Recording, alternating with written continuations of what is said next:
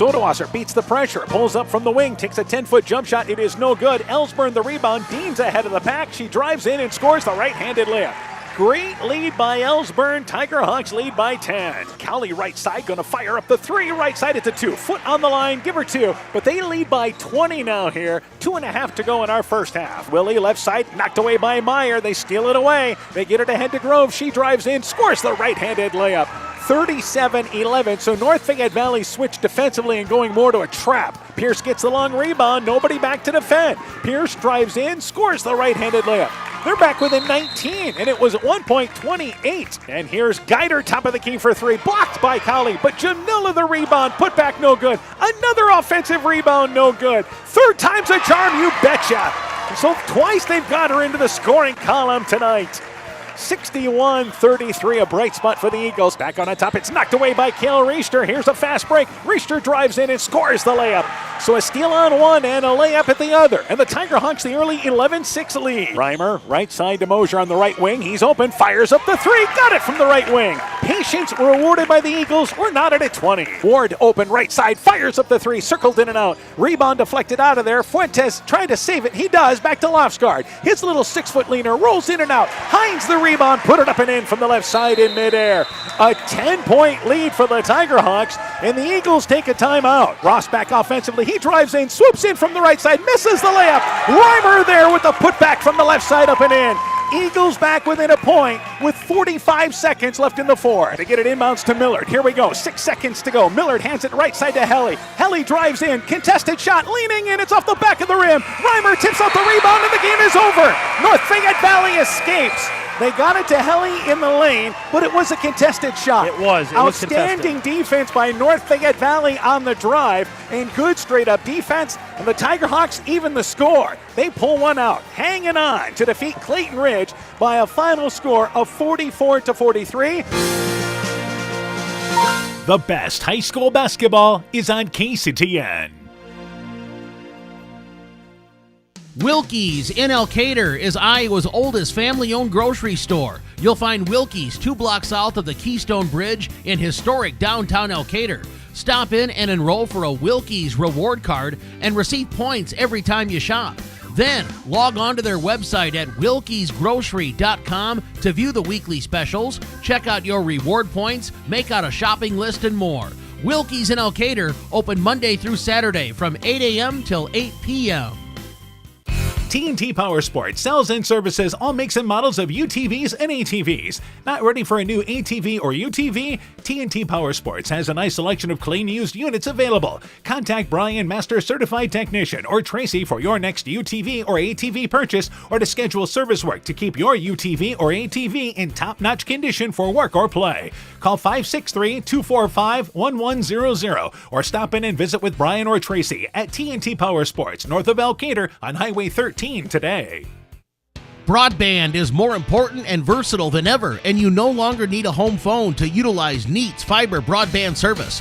Freedom plans are now available to all subscribers on Neat's fiber network in and around Farmersburg, Luena, Monona, Postville, and St. Olaf. With speeds up to 250 meg, Neat's managed Wi-Fi is also included at no additional cost. Call today for more information on Neat's new Freedom plans and enjoy reliable, super-fast broadband internet service from Neat. Call us at 539-2122 today to discuss which Freedom plan is best for you. Neat, connecting you now. You work hard to make sure your family has everything they need. Life insurance from American Family Life Insurance Company can help financially protect your loved ones by replacing a portion of your income if you were to pass away. That means your family will have the help they need to maintain their quality of life and pursue their dreams. Get the peace of mind you deserve by protecting what matters most. Contact Julie Depke, agent at 563-245-2366 today. American Family Life Insurance Company, 6000 American Parkway, Madison, Wisconsin. Let it grow, let it grow, let it grow. People's State Bank is offering for a limited time a 6-month certificate of deposit at 3.25% APY and a 5-year certificate of deposit at 2.25% APY. Stop into one of our 20 convenient locations and speak with a local and experienced customer service representative to lock in this great CD rate at People's State Bank. Annual percentage yield is accurate as of 11/17/2022. $1,000 minimum deposit required to open account. APY calculation assumes interest and compounded semi-annually on on deposit terms of 1 year or longer. Early withdrawal penalties may apply. Rates subject to change without notice. People's State Bank. Member FDIC. Winter high school sports season has begun. Dr. Mark Foey, Dr. Jessica Wilkie, Dr. Courtney Wicken, and the staff of Family Dentistry Associates in Monona encourage you to support your local high school basketball and wrestling teams. Family Dentistry Associates of Monona, 539-4651, where health-changing smiles are created.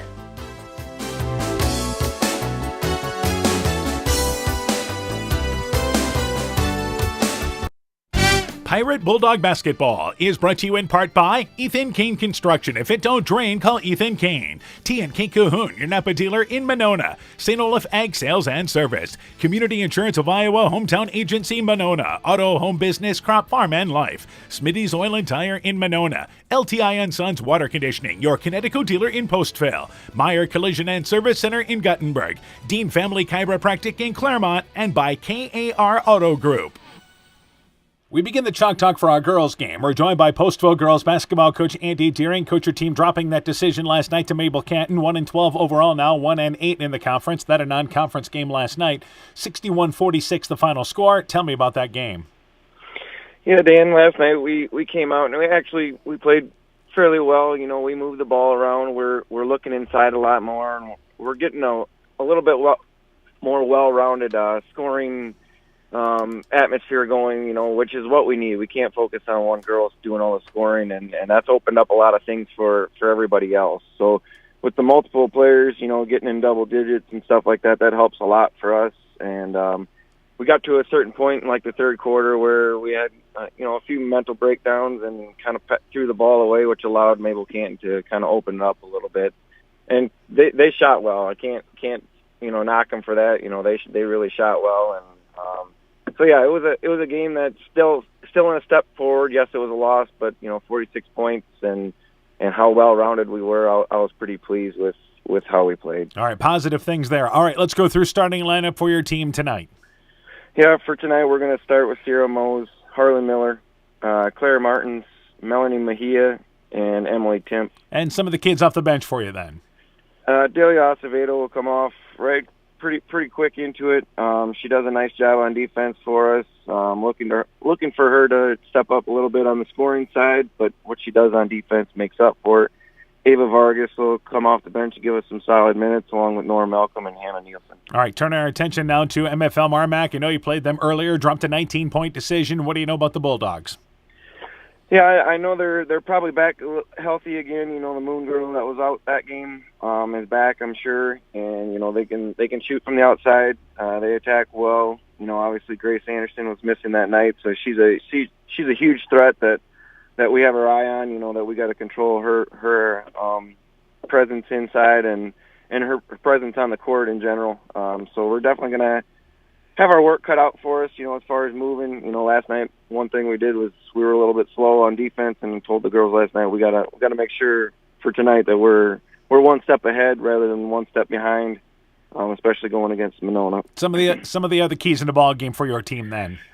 Yeah, we gotta take care of the ball. That's one thing. When they pressure us, we gotta make sure we're taking care of the ball and not throwing it away, because they're gonna capitalize on some easy buckets if we just turn the ball over with some unforced turnovers and stuff. And we need to keep finishing inside the lane. That's a big thing. Is when we get our chance inside, our bunnies and our layups and stuff like that, we gotta knock those down. All right, Coach. Good luck to you in the ball game. We look forward to talking to you later on tonight. Yep, thanks, Dan. Postville girls basketball coach Andy Deering and his Pirate team. Chalk Talk continues after this. We know that potential is greatly enhanced through hard work and dedication. At Viafield Cooperatives, we promise to provide innovative products and dependable service to help you meet and exceed your potential. From agronomy to energy, grain to feed, Viafield is excited to provide growing opportunities for both producers and consumers at 18 locations throughout northern Iowa and southern Minnesota. Want to learn more about Viafield? Go to viafield.com. Viafield is a proud supporter of our local student athletes. Stop into Nightingale Drug in Guttenberg to find that perfect gift for that special occasion. We have Silver Stars jewelry line, Gans and Carson home decor, Simply Noel purses and bags, Melissa and Doug toys, and baby items. Need that last-minute greeting card? Stop in and see our large selection. We have something for every occasion. Nightingale Drug and Gift Shop, your small-town, family-friendly business, located along Highway 52 in Guttenberg. Health Mart, caring for you and about you. Sode's Greenacre Gift Shop and Liquor Store is filled with great gift ideas with a wide selection of Iowa-themed and produced unique and one-of-a-kind gifts, handcrafted items, and a great selection of top-shelf spirits, wine, and craft beers. Sode's Greenacre Gift Shop and Liquor Store joins Perk Central at 7 Goethe Street in beautiful downtown Guttenberg. Find us on Facebook to find out more, because Sode's Greenacre in Guttenberg, Iowa is more than just a store. Stronger, farther, faster. It all starts with good nutrition. Clayton County Farm Bureau is proud of our livestock farmers who provide high-quality protein needed to fuel our young athletes. The ultimate pre- and post-game fuel-up can be found in meat and dairy foods grown right here. Meat and dairy are natural sources of essential vitamins that support health, energy, and performance. We know our student athletes are the real deal, and Iowa's livestock farmers are committed to helping them reach their goals. To learn more, visit realfarmersrealfoodrealmeat.com. Join Freedom Bank in supporting our local students and their after-school activities. They are the building blocks to a brighter future for everyone. Whether cheering them on from the stands or participating in community programs, you'll always find Freedom Bank rooting for the home team in Elkader, Monona, Postville, Waukon, Decorah, and the surrounding communities. We empower success. Member FDIC. This is Chris Holbert, General Manager of Hall Roberts Son Incorporated in Postville.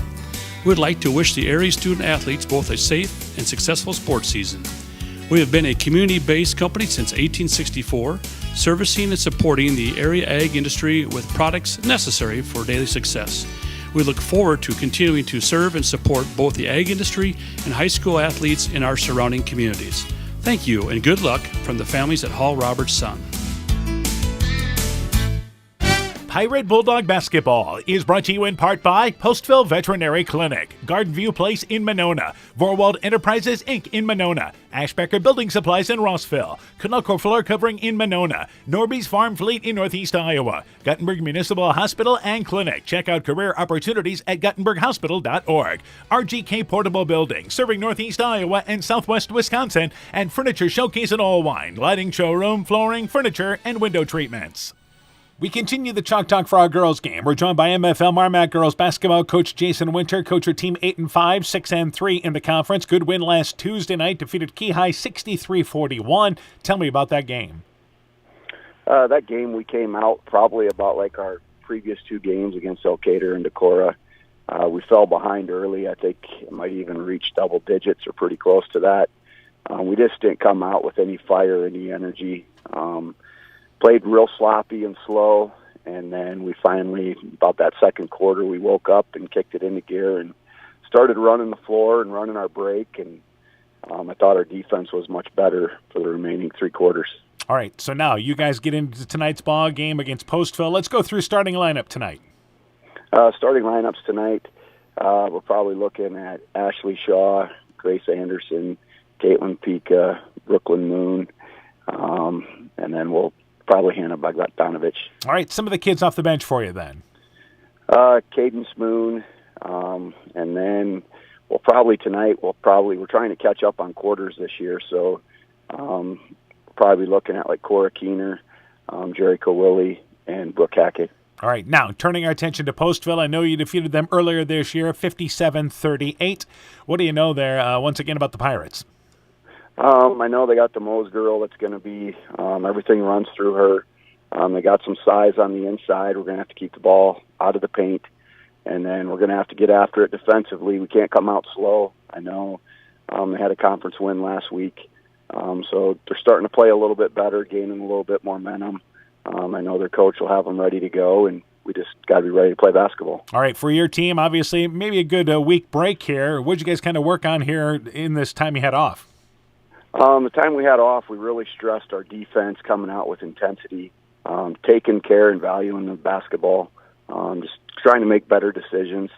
Again, we just got to be more patient and not try to make the great pass or the great play every single time, just kind of give what the defense is going to give us. And then, like I said, our defensive intensity, that's kind of what we've been really good at the last few years, or when we're good, we play really good defense, and we've got girls that are capable of doing it. It's just, I think we've kind of taken a break from it, and we kind of reminded them here the last few days how important defense is. So I hope we have a really good defensive effort tonight. Even if the shots aren't falling, I hope we play great defense. Yeah, the other thing is, obviously, I think getting all the pieces together is important for this team. Now that, again, health has been a big thing for you guys. Yeah, absolutely. We've had girls out with injury and sickness and stuff like that, and they're all starting to kind of come back and starting to get their legs back under them. So we're looking to make a nice run here if we can. All right, Coach, good luck to you in the ball game. We look forward to talking to you afterwards. I appreciate it, Dan. MFL MarMac basketball coach Jason Winter and his Bulldog program. Chalk Talk continues after this. When I started out in the car business, my dad gave me some good advice. Hi, it's Forrest Brown with the Browns family of dealerships. What my dad told me is when you sell someone their first car, you need a good sales department. But if you expect to sell them their second, third, and fourth car, you better have a great service department. Visit any one of the Browns family of dealerships in Guttenberg, Elkader, West Branch, or Victory Ford in Dyersville and find out why Browns is your hometown dealer, no matter where your hometown may be. The Woodland Eye Clinic in Elkader and West Union are proud sponsors of high school sports. We are committed to bringing our patients the highest level of total eye care with detailed one-on-one attention. Our offices offer the newest technology and equipment with a professional team of experienced staff that is committed to you. Call us today for your next total eye care appointment. The Woodland Eye Clinic in Elkader and West Union supports all of our local athletes taking the field or court this season. At Top Gun Collision Center, we know that cars are complicated. About all they don't do is cook dinner and do your dishes. At Top Gun, we strive to keep up with all the complexities of new vehicles. We have all the scan tools and certified technicians to guarantee the repair is done right. Not only will it look like new and perform like new, ask Bob about his community and veteran discount programs. Whether it's a 30-point buck or just your neighbor's cat, you'll save money at Top Gun. If it's that 30-point buck, you may get your whole deductible paid. Call Top Gun for details and schedule your repairs today. 563-964-9899. That's 563-964-9899. Being good at life means getting your finances together so you can focus on the moments that matter most. With over 175 years of expertise, New York Life Insurance Company provides you with benefits you can enjoy while you're, living. So give your local agents Andrew Reimer or Troy Springer of Guttenberg or Bill Garms in Monona a call. You can reach Andy and Troy at 563-252-2471 or Bill at 563-880-5530. They can help you and your family be good at life. This is Michael Erickson at Central State Bank. We provide a complete line of lending services to help you get the best out of life. From home mortgages and equity loans to vehicle and personal loans. We have expert lending professionals who will work with you to provide options to address your needs. At Central State Bank, you don't deal with a branch or department, you deal with a banker who is dedicated to you. Central State Bank, member FDIC. The Veterans Memorial Hospital Medical Clinic is a welcome addition to Northeast Iowa, offering extended hours for more accessible care. The clinic remains open over the lunch hour and offers early Monday morning and later Thursday evening appointments for your convenience. Call 568-5530 to schedule your appointment today. Veterans Memorial Hospital Medical Clinic. New clinic, more accessible care. Exceptional caring people. Veterans Memorial. Pirate Bulldog Basketball is brought to you in part by Bacon Concrete in Postville, Bruins and James Insurance, your Grinnell Mutual agent in Monona, Ems Machine and Manufacturing in Monona, Sincerely Yours Interiors by K in Monona, the Lowena Savings Bank, member FDIC, Rivals Inc., custom gear, screen printing, embroidery, and online shopping at rivalsinc.com, Growl Logs and Lumber in Elkader, Timber is a Crop, Harvest Wisely, and by Culligan Water Conditioning in Elkader. Good evening once again, everybody. How you doing? Dan Barnes along with Coach Aaron Hamann. Welcome to Monona. Upper Iowa Conference Basketball again tonight on KCTN with Postville and MFL MarMac. Here we are already now in the middle of January. This is the second matchup between these two teams. MFL MarMac girls are 8-5, 6-3 in the conference. Postville girls come in 1-12, 1-8 in the conference. For the Postville girls, they lost the first matchup to MFL MarMac 57-38 as I'm joined by Coach Hamann. Postville lost last night, but not a bad performance against Mabel Canton. Well, yeah, you look at their last couple of games. You know, they lost last night, but the game before that, they played West Central, beat them 40-39, probably a little closer than they wanted it to be, but a win nonetheless. And I think point-wise, putting in more points up on the board, getting some things figured out. So I think we're going to see an improved Postville team. But, of course, the favorite has to be MFL MarMac tonight. They're playing good basketball. Just solid all the way around. And remember, when MFL MarMac won the game the first time, Grace Anderson didn't play, and Brooklyn Moon was out of that ball game as well for MFL MarMac. Well, they are both back, and the big thing is for MFL MarMac, they are healthy. The other thing is they haven't played for a week, which I think schedule-wise is a huge advantage for them at this point of the season. Well, you think about all the injuries that they've been battling and the sickness and this, just things here and there. They had a week for everybody to get healthy, to get refocused, to get some rest, and just come out ready to push the end of the season right into the postseason. I think it's a great week for the Bulldogs. For MFL MarMac, their last ball game was against Keyhigh last Tuesday night, 63-41. Coach Winter said maybe not our best effort, but certainly did some good things in the ball game. Let's talk about these teams individually. And Sierra Mose leads Postville offensively, averaging nearly 12 points, over 9 boards a game. The good news is for Postville, the supporting cast has started to step up a bit. Well, yeah, and I think that's what Coach Deering has been looking for the last couple of years is who else is going to play. The Sierra Mose has been playing since she was a freshman. Clara Martins has really come along this year, averaging over 5 points, 6 rebounds a game. Emily Timp averaging 5 points, almost 6 rebounds a game. Harley Miller, 5 points, 6 rebounds. I think they're liking the way things are going. Now they need a couple more girls to come along and fill some of those holes. And have those girls get that scoring up a little bit more. Like a good example is against West Central. Harley Miller had 12 points in that ball game. And last night, as Coach Deering talked about, we had a couple of girls there that were right around the double-figure area. We know what we're going to get with Sierra Mose. We're asking a lot of her, but it is the supporting cast for a team that offensively only averages about 30 points a ball game. It's a team that obviously turnovers have been an issue. And anything you can get in the offensive end, first off, you got to get into your offense. But anything they can get in the offensive end is a plus for a team that has struggled. Yeah, they need to cut down on the turnovers. Obviously, they're averaging almost 30 turnovers a game. But I think they need to shoot well, and that's where some of those other role players, those other supporting casts need to fill in and, like you said, make some shots and help out that offense. But putting up 40 points in the last couple of games, only averaging 30 is a big step. And Miller and Martins on the inside. Again, they want the shots close in the lane is what they want to do. It's a team that doesn't shoot a ton of three-pointers with the exception of Sierra Mose on the season. All right, for MFL MarMac, Grace Anderson leads them offensively, 17 points a ball game, averages over 6 rebounds. Hannah Bogdanovich as well. We can have a spark plug for them, averaging nearly 11 points a ball game, just a little over that. She's also one of their top rebounders, but MFL MarMac has been more of a balanced team. They have. Grace Anderson's numbers have actually come down a little bit in the scoring column, but that's because so many other girls have been stepping up hitting shots. You mentioned Bogdanovich, 11 points, almost 7 rebounds. Throw in there 3 assists and a couple steals a game. She's a really complete player. But then you add in Ashley Shaw, who's been consistent for them all year long. 7 points, 4 rebounds. Couple assists, couple steals. Brooklyn Moon averaging 6 points. Autumn Shaw averaging over 5.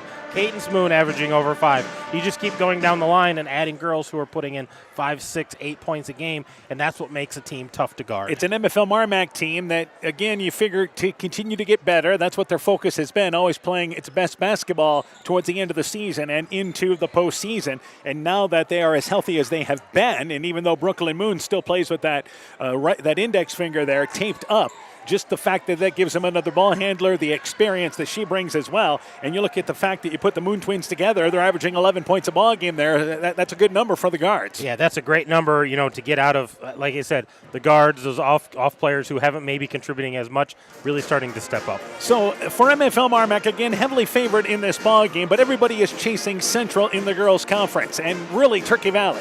Turkey Valley only has 1 conference loss this year. MFL MarMac, as far as schedule-wise here, you look at who they have to play, and they have another matchup with Turkey Valley coming up in future ball games as well. But they have already played. They got North Fayette Valley coming up in the conference. These are all teams that are jockeying to stay near the top of the conference there, along with Central with no losses and Turkey Valley just 1. Yeah, MFL has played Central twice, but they've got Turkey Valley, who's up there. They've got them coming up end of this week. They've got North Fayette Valley. They've got West Central. So all those teams are still trying to strive for who's kind of playing for second and third right now. And North Fayette Valley and MFL MarMac still have to play twice in the conference as well. So lots of teams have makeup games and everything else to play.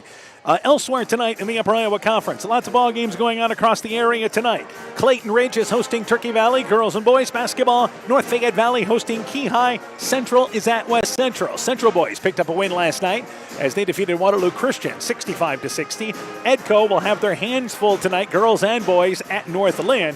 And Starmont is at East Buchanan. We'll be following all of those games tonight. It's a busy night of high school basketball on this Tuesday night. It is. We're getting into that busy push kind of season where games got to get made up. Central's got some games to make up.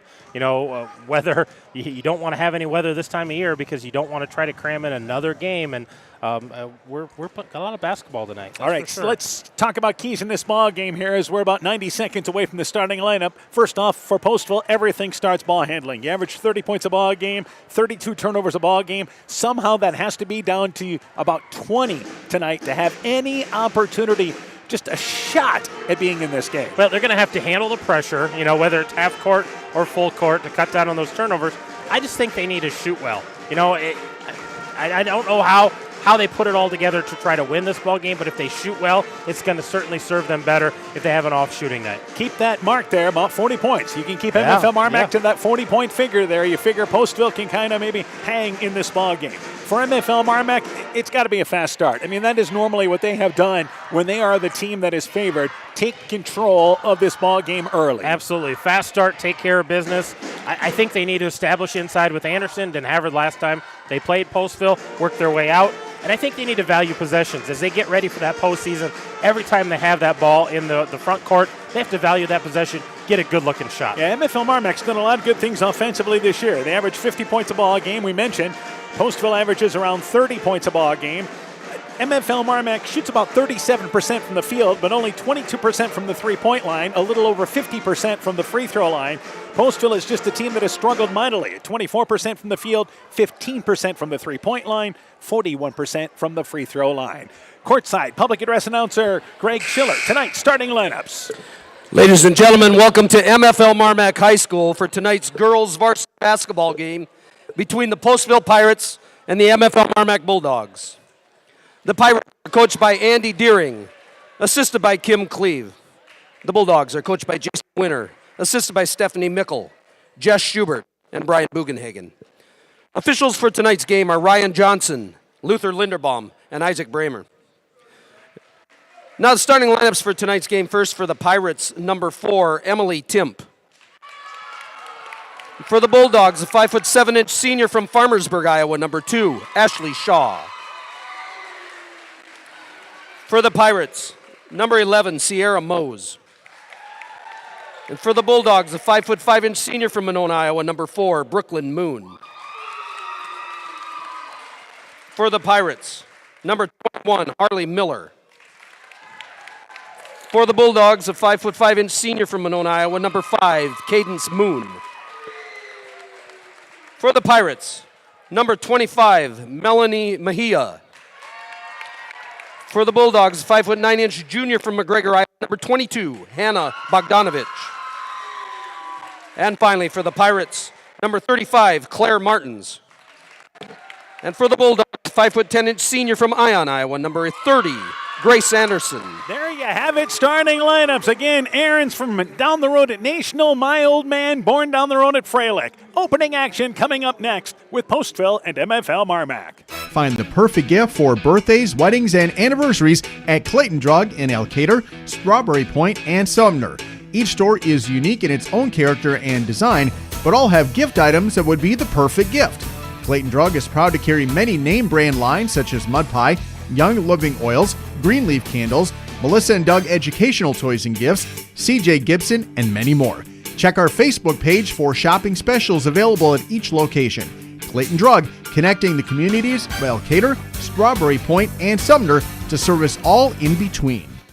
Bodensteiner Implement is your local John Deere dealer with 10 locations in eastern Iowa to serve you. Check out their website, www.bodimp.com, for great deals on new and pre-owned equipment. From turf equipment to agricultural and compact construction equipment, they have solutions for every job. Nothing runs like a deer, so come run with us at Bodensteiner Implement Company. Bodensteiner Implement is a proud sponsor of all high school sporting events, and we wish all our local athletes great success. Pirate Bulldog Basketball is brought to you in part by TJ's Pizza in Monona and Claremont, Myers Auto Service in Monona, Clayton County Recycling, Thompson Construction and Monona Overhead Door, Fisk Farm and Home in Monona, Cresco, and Decorah, Rise and Shine Nutrition on West Bridge Street in Elkader, and by Farmers Savings Bank of Colesburg, Elkport Garber, Strawberry Point, and Arlington, member FDIC. You're listening to high school basketball on KCTN, Garnavillo, Elkader, Iowa. Right on time tonight. It's only a try tonight, not a quad here in Monona, so things flying right along, right on schedule. We're probably the early show in the area tonight, and it will be Anderson to jump it up for the Bulldogs. They're home whites with the Bulldogs there in royal blue, the yellow trim. Postville, they're away black, and again the Pirates in red with the right trim. Martins to jump it up there for Postville. Not a bad crowd. Folks continuing to roll in. Postville is on the stage area, of course. And MFL MarMac near side. Anderson tips it into the backcourt. This game is underway. And the pass goes to Moon, actually hit her in the shoulder. And that is Cadence Moon picking it on top to Brooklyn Moon. And they're in the offensive end. Postville comes out 2-3 zone offensively. And it is Cadence Moon on the left wing. Back out on top to Brooklyn Moon. Postville plays a lot of zone. They're concerned about the inside game. Bogdanovich drives in the lane. Contested shot. Claire Martins challenged it. Middle of the lane, 8 feet away. Shot is altered. No good. Rebound by Postville. Back in the offensive end. They get it ahead to Timp ahead of the pack, but misses the shot in transition on a great recognition on the fast break. Shot no good. Rebound by Miller. But we have a stoppage of play. We may have had a Bulldog player shaken up, and it may have been Cadence Moon. Yeah, it looks like it's Cadence Moon there, and I don't know if she got hit in the nose or maybe lost a contact, but it's definitely in the face area. They're going to check this out. And it looks to me, as she looks on the sideline there, that it is maybe in the mouth area. Yeah, it looks like she got hit pretty hard on that rebound, and a point-blank shot there for Timp, and a wild rebound there, a lot of hands flying. Caitlin Pica will check in, a junior, and our official right on top of it. So Postville gets the ball on the stoppage of play. Inbounds, Miller rolls right side, but the pass deflected by Bogdanovich as they try to get it outside the right block. Postville turns it over. Bogdanovich, right side to Pica. Pica left open, right side, fires up the three, got it from the right wing. Pica right off the bench, right into form, and the Bulldogs strike first. What a huge basket coming off, not expecting to start and getting the first shot of the game. Timp, and she'll really help bring it into the offensive end as she is guarded by Pica, who knocks it away. Loose ball, Miller deflected back into the hands of Timp, and then a reach-in foul committed by Pica. So Ashley Shaw will be guarding Sierra Mose. You got a couple of players that have played against each other for a few seasons, but Ashley Shaw will pressure Sierra Mose full length of the court. Well, and Mose has the height advantage there, so if they can post her up, that might be an interesting matchup on the inside. Timp loses the dribble at center court circle, then loses the basketball, picked up by Shaw. Here's a fast break. Shaw drives in right side, leans but misses the leaner right side, gets her own rebound, put back it is no good, but fouled by Harley Miller on the right side. So there is a turnover, there is a transition opportunity. The Bulldogs to the free throw line for two. Well, and this is a fairly good start for the Bulldogs defensively. They've kept Postville from getting any second shots or getting any offense set up. I think now they just need to capitalize on that transition and finish around the hoop. Free throw by Shaw. It is good. 4-0. MFL MarMac the early lead. I mentioned we're the early show tonight, but not the early show. East Buchanan leads Starmont at the half, 43-12, but that's a 5:30 start in the Tri-Rivers. Free throw being eyed by Shaw, rattled around, got it to go down, and it is once again 5-0. MFL MarMac a minute in and a quick start. Here's the full court pressure. Backcourt area, Mose. Mose gets it in the offensive end, knocked away by Brooklyn Moon near side, the front of the MFL MarMac bench, but it stays down here with Postville. Yeah, Sierra Mose getting a lot of attention there, the double team coming over by Brooklyn Moon. And MFL MarMac figures to man up Postville much of the night. Inbounds to Miller. Miller just off the right elbow, going to take that 19-foot jump shot towards the wing. Shot no good. Rebound deflected out of there. Mose cannot control it off the left side. Dribbled it out of bounds, trying to haul it back in, and the ball goes back to the Bulldogs. So Harley Miller, we mentioned, had 12 points in the win against West Central, which they had that lead much of the night, but needed a late basket by Sierra Mose to get the win. Anderson in the lane, knocked away by Martins. Fronting there, the post, reached over top, knocked it away as the Bulldogs try to work it down low. Turnover by MFL MarMac in the offensive set. Here's Mose just off the top of the key. Left side for 3. Got it. So Mose a little spacing there on that shot. Pirates are on the board. That was a deep 3. She was at least a step behind the free throw or 3-point line there. Bogdanovich on top to Pika. Top of the key. Another 3. Long rebound off the back of the rim to Anderson. Drives in right side. Banks it up and in. Anderson using her athleticism on the inside. And the Bulldogs go up by 4, 2 minutes in. Mose across the timeline. And this is the advantage of Mose because the experience to get you into the offense, though guarded by Shaw. Mose stops the dribble, top of the key, needs some help, goes back on over to Miller. Miller, right side, drives in. There's Moon dropping down defensively. Brooklyn Moon with the steal. Here's a fast break. Moon to Shaw on the wing, 17-footer, circles around, got it to stay down. Basket in transition again for the Bulldogs. They lead 9-3. That's a good sign for a fast start for the Bulldogs. Postal's got to get back on D. Mose goes off a pick, left side, but cut off as Anderson switches on the pick. Free throw line with Miller. Puts it on the floor, guarded by Bogdanovich, who forces her away from the basket. Miller on the right wing needs some help and has to go back out on top to Mose, and there is I believe, a timeout taken by Postville. A little out of sorts offensively. So the early lead for MFL MarMac. They lead 9-3. Pirates want a timeout. Let's take this break. Hi, this is Cody from Torkelson Motors in Elgin and Walk-On. At Torkelson Motors, we believe that student involvement in activities is a great way to help grow our communities, and we are proud to help sponsor this game for your enjoyment. We've been serving Northeast Iowa since 1926 and appreciate the business that our customers have given us and the support they provide to our area schools and communities. So the next time you are in need of a new or used vehicle or a repair, stop into Torkelson Motors. We've been selling cars the old-fashioned way with a friendly smile and a handshake right here next door in Elgin and Walk On. 5:20 left in the opening act. Good timeout taken by Postville because out of sorts in the half-court offense. Yeah, and it's interesting because if you look at matchups, individual matchups, Postville has the height advantage at almost every position, but not able to get into any kind of offense. And in the lane, Miller takes a shot blocked by Anderson. So they got it in the lane, but the shot blocked by Anderson. And MFL MarMac back offensively. Brooklyn Moon drives in, a little runner, leaning left side, banks it long. Shaw crashes in, gets the rebound, seams it on over to the wing, and that is Brooke Hackett. Misses the 17-footer. Anderson, the short rebound, goes up left side and fouled. And MFL MarMac crashing the offensive glass. And they'll go to the free throw line for 2. Cadence Moon, by the way, back on the bench for MFL MarMac. Which is a good sign for the Bulldogs, but nice rebound there by Anderson, and the one before it by Ashley Shaw. They're just crashing the boards hard. Yeah, I think it is the bottom mouth area looks of like Brooklyn Moon as we look from the sideline. Anderson's free throw, it is good. Now this is going to be a handful tonight because remember, Anderson didn't play the first matchup. Yeah, and she's a load. She's very athletic in there, and moves well, posts up very well, so she knows how to adjust to that defense. Postville's going to have to adjust as well. Second free throw by Anderson. That free throw is short. Rebound, long rebound to Anderson off the right side. So Anderson keeps the possession. Pika on the right wing drives baseline. Bounce feed to Anderson from the right side. Muscles it up and in. And it's a quick 9-point lead for the Bulldogs at 12-3. And the ball knocked away on the inbounds. Yeah, stolen there by Shaw, but she was stepping out of bounds. So full court pressure here by the Bulldogs. Looks like a girl to girl. Inbounds again to Mose. They try to trap out of it, but Mose beats the pressure, brings it up on the far sideline into the offensive end. Right side diagonal pass, and that pass to Mejia, but it's off the hands of Mejia. As Hackett dropped down. Brooke Hackett, a freshman, dropping down, got a hand in the passing lane. You'll see some different combinations for MFL MarMac tonight off the bench, and that has to do with keeping track of the quarters they can play. Yeah, this time of year, coaches start looking at quarters. Some of those girls who maybe play a little JV, a little varsity. You only play so many quarters. Hackett to Shaw. Right side, back over to Hackett on the wing. On top to Pika.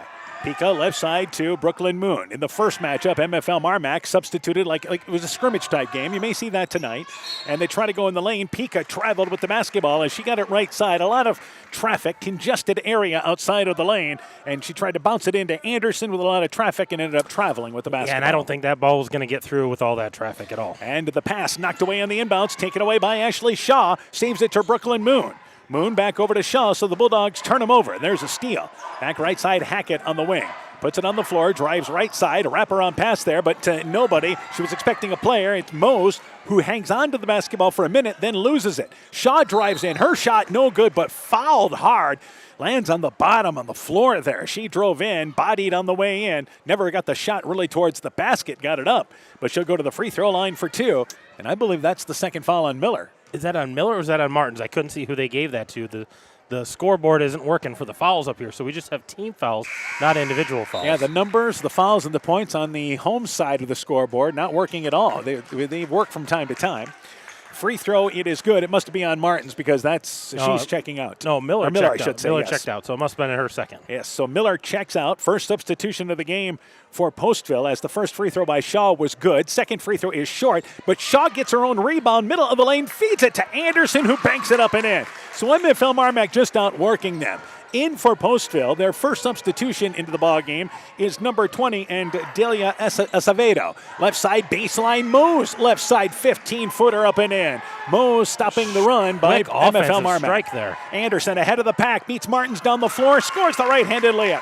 Great recognition, I believe, by Bogdanovich, the assist. Yeah, nice getting that ball up the court. Here's a turnover. Bulldogs turn him over in the back. Trying to go to Mose, throwing away. Pika, left side Bogdanovich on the wing, 19-footer, shot is long.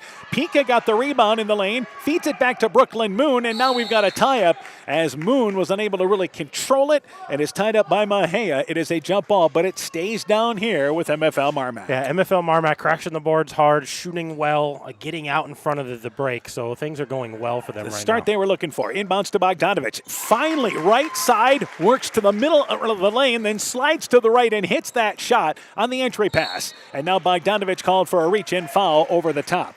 But MFL MarMac, a nice inbounds play. Yeah, it was a nice inbounds play, just finally patiently waiting for that girl to come off of screen, gets herself wide open about 10 feet. This was your concern for Postville, is if MFL MarMac showed up tonight and wanted to just handle you in this ball game, and so far that appears to be it. They're not here to go through the motions as Moon deflects away the inbounds pass in the far right corner. Well, and every coach knows from here on out, as you go to the postseason, you want every game to be your best game. So Acevedo inbounds to Mahea and a bump from behind by Brooklyn Moon. That'll be the third foul on the Bulldogs. Postville's committed 3 minutes left in the opening quarter. 19-5, MFL MarMac in the lead. And you see Coach Winter talking to him. You don't have to reach and grab that ball. Force them to turn it over, make them dribble it, make them put it on the ground. Acevedo inbounds into a double team, but gets it into Mose, who loses the basketball, then slides on the court and is immediately tied up by Shaw. Bogdanovich drives in. Bogdanovich, good job helping out Mose there. It is a jump ball, but it stays down here with Postville. So everything being contested. Yeah, everything's contested.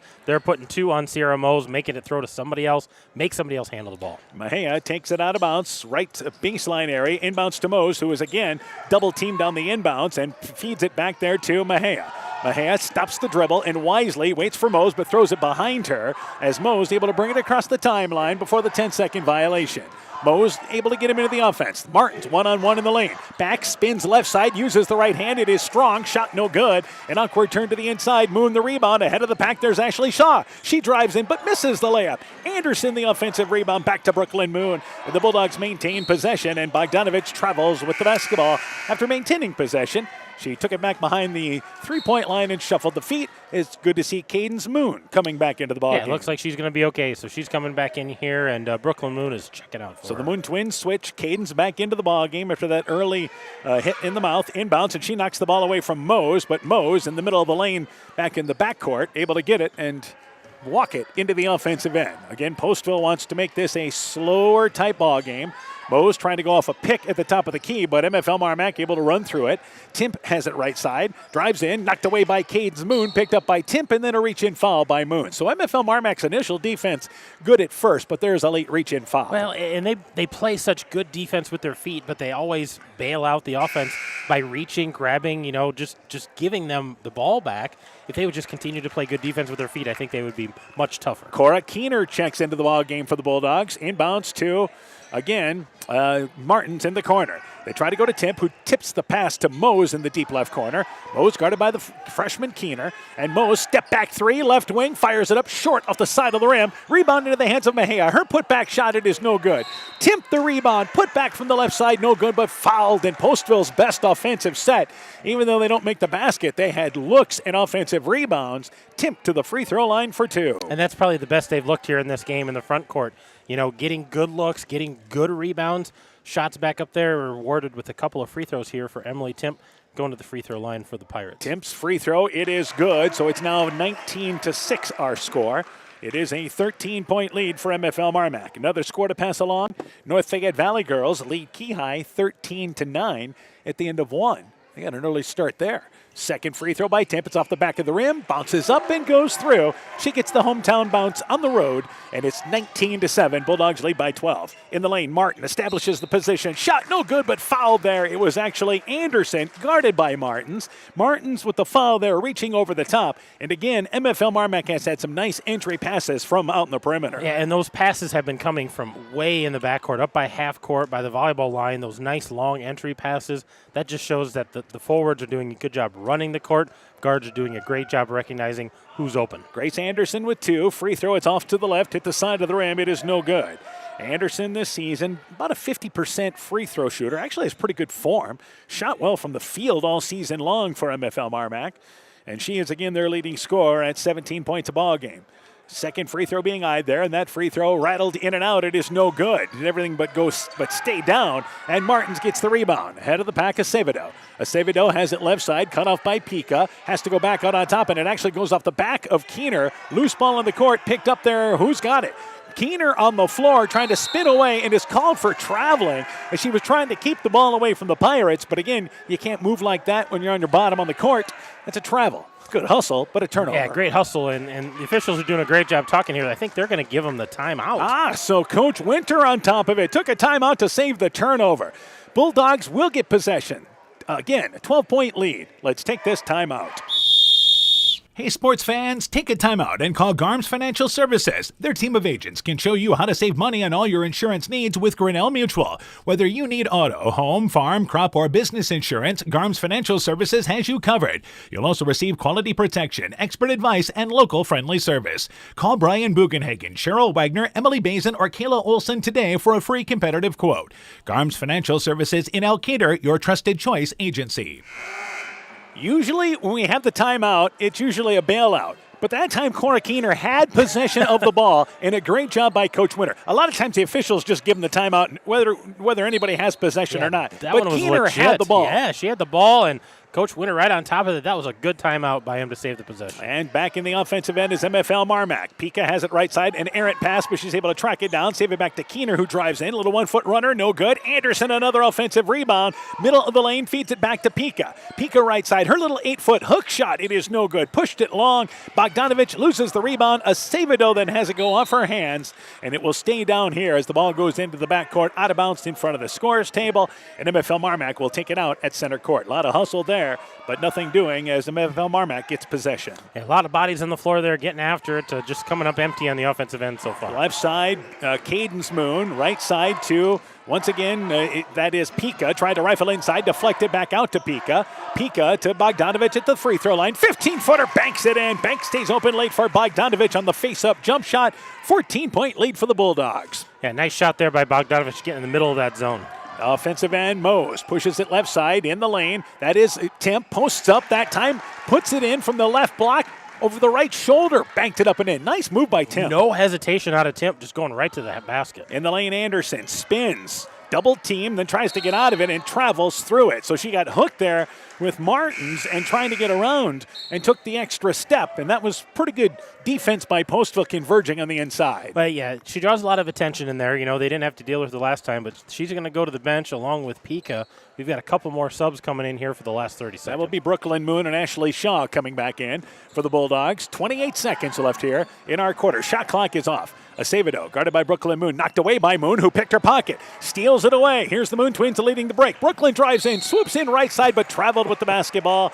In the NBA, she gets away with it. But she picked up the ball and knew she had to go strong to the basket, took an extra step on the drive in. I think she picked that up kind of on the half dribble instead of finishing that dribble and just took the extra step there. Backcourt, it will be Mose. Inbounds to Acevedo, and the ball goes off Acevedo's hands and into the bench. And as I've always said all year long, it's tough to make a turnover. It's even worse when the ball ends up in your coach's hand at the bench. Yeah, and that's exactly who handed it back to the officials, Coach Deering. And the Bulldogs here probably playing for 13 seconds left. 10 seconds to go. Left side, it is Brooklyn Moon in the corner to Shaw.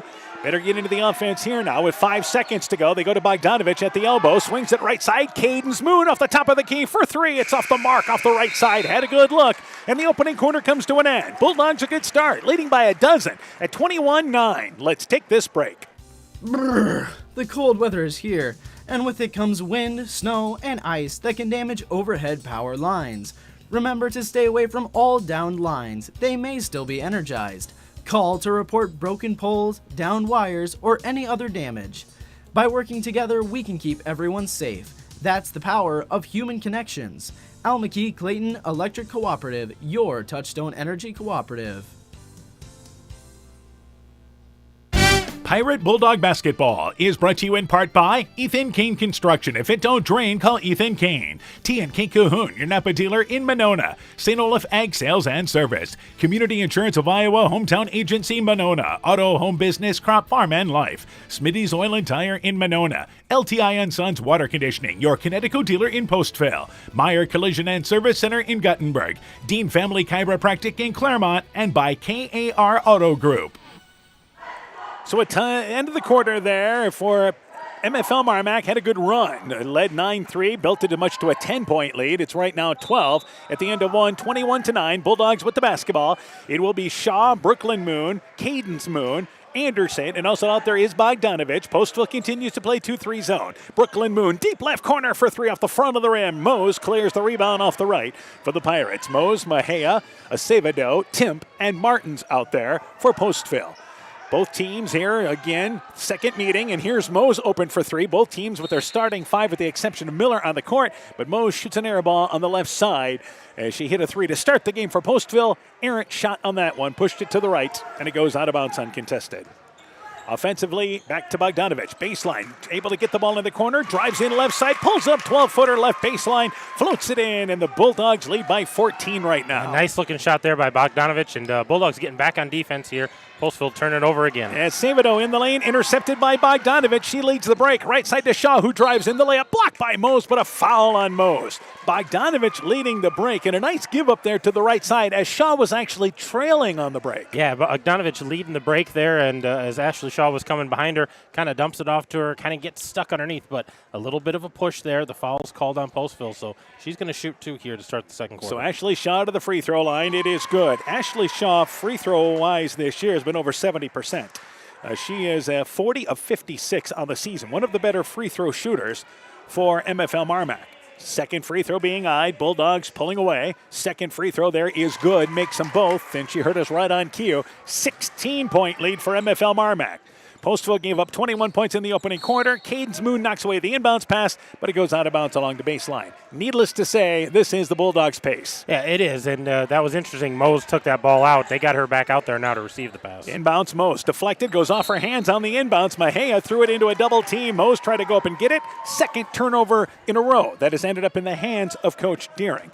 And the ball goes back to the Bulldogs. Yeah, Bulldogs, they've been doing a nice job of knowing when to run their half-court offense, and they've been shooting well. They shot 50% in that first half from the field. Bogdanovich, left side, back out on top to Brooklyn Moon, swings it right side to Shaw. Shaw back over to Cadence Moon on the right wing. In the lane, Bogdanovich swings it baseline to Shaw. 15-foot baseline set shot. It is good. Bogdanovich hit one moments ago, kicked it right side. They score the jump shot. They lead by 18. Yeah, great ball movement there. Acevedo drives in, deflected out of there, but into the hands of Mose. She takes a 19-footer right side. Quick launch off the back of the rim. It is no good. Bogdanovich clears the rebound. Bogdanovich back offensively to Cadence Moon. Left sideline to Shaw. Shaw back out on top to, again, Moon. In the lane, Anderson deflected into the hands of Moon on top to Bogdanovich. Top of the key for three. It's off the mark. Missed it left side. Nice seal out on the left there. Mose got the rebound as Ashley Shaw and her fighting for position off the left side. Back offensively here once again is Mose. Mose right side, reach in foul by Shaw. So free throws are going to be an issue because that's the sixth team foul at MFL MarMac. Postville has committed 5, and we have 6:19 to go in our first half. Yeah, neither one of these teams shooting outstanding at the free throw line. Postville shooting about 41%, MFL shooting about 54%. So somebody's got to hit some free throws to extend a lead or get back into this. They'll take it on top to Acevedo to Timp. Timp at the high post area. Drives right side, a little runner. Blocked by Anderson. Rebound corralled by Anderson. Anderson on the help defense. That lane was open, but Anderson closed it down. Bogdanovich to Cadence Moon. In the lane, Moon actually entry pass to Anderson, who seals her girl. Puts it up from the right side. It is in. Fouled. 3-point opportunity, and the Bulldogs lead by 20. And again, I've been impressed with the Bulldogs tonight. their ability to run the floor and see if it's open. And if it's open, they've been attacking. If it hasn't, they've run a great half-court offense, a good mixture here, good basketball being played by the Bulldogs. And this is, again, a chance to go up by 21 here in this first half. Anderson's free throw left it short. Bogdanovich got a hand on the rebound, but Martins pulls it down.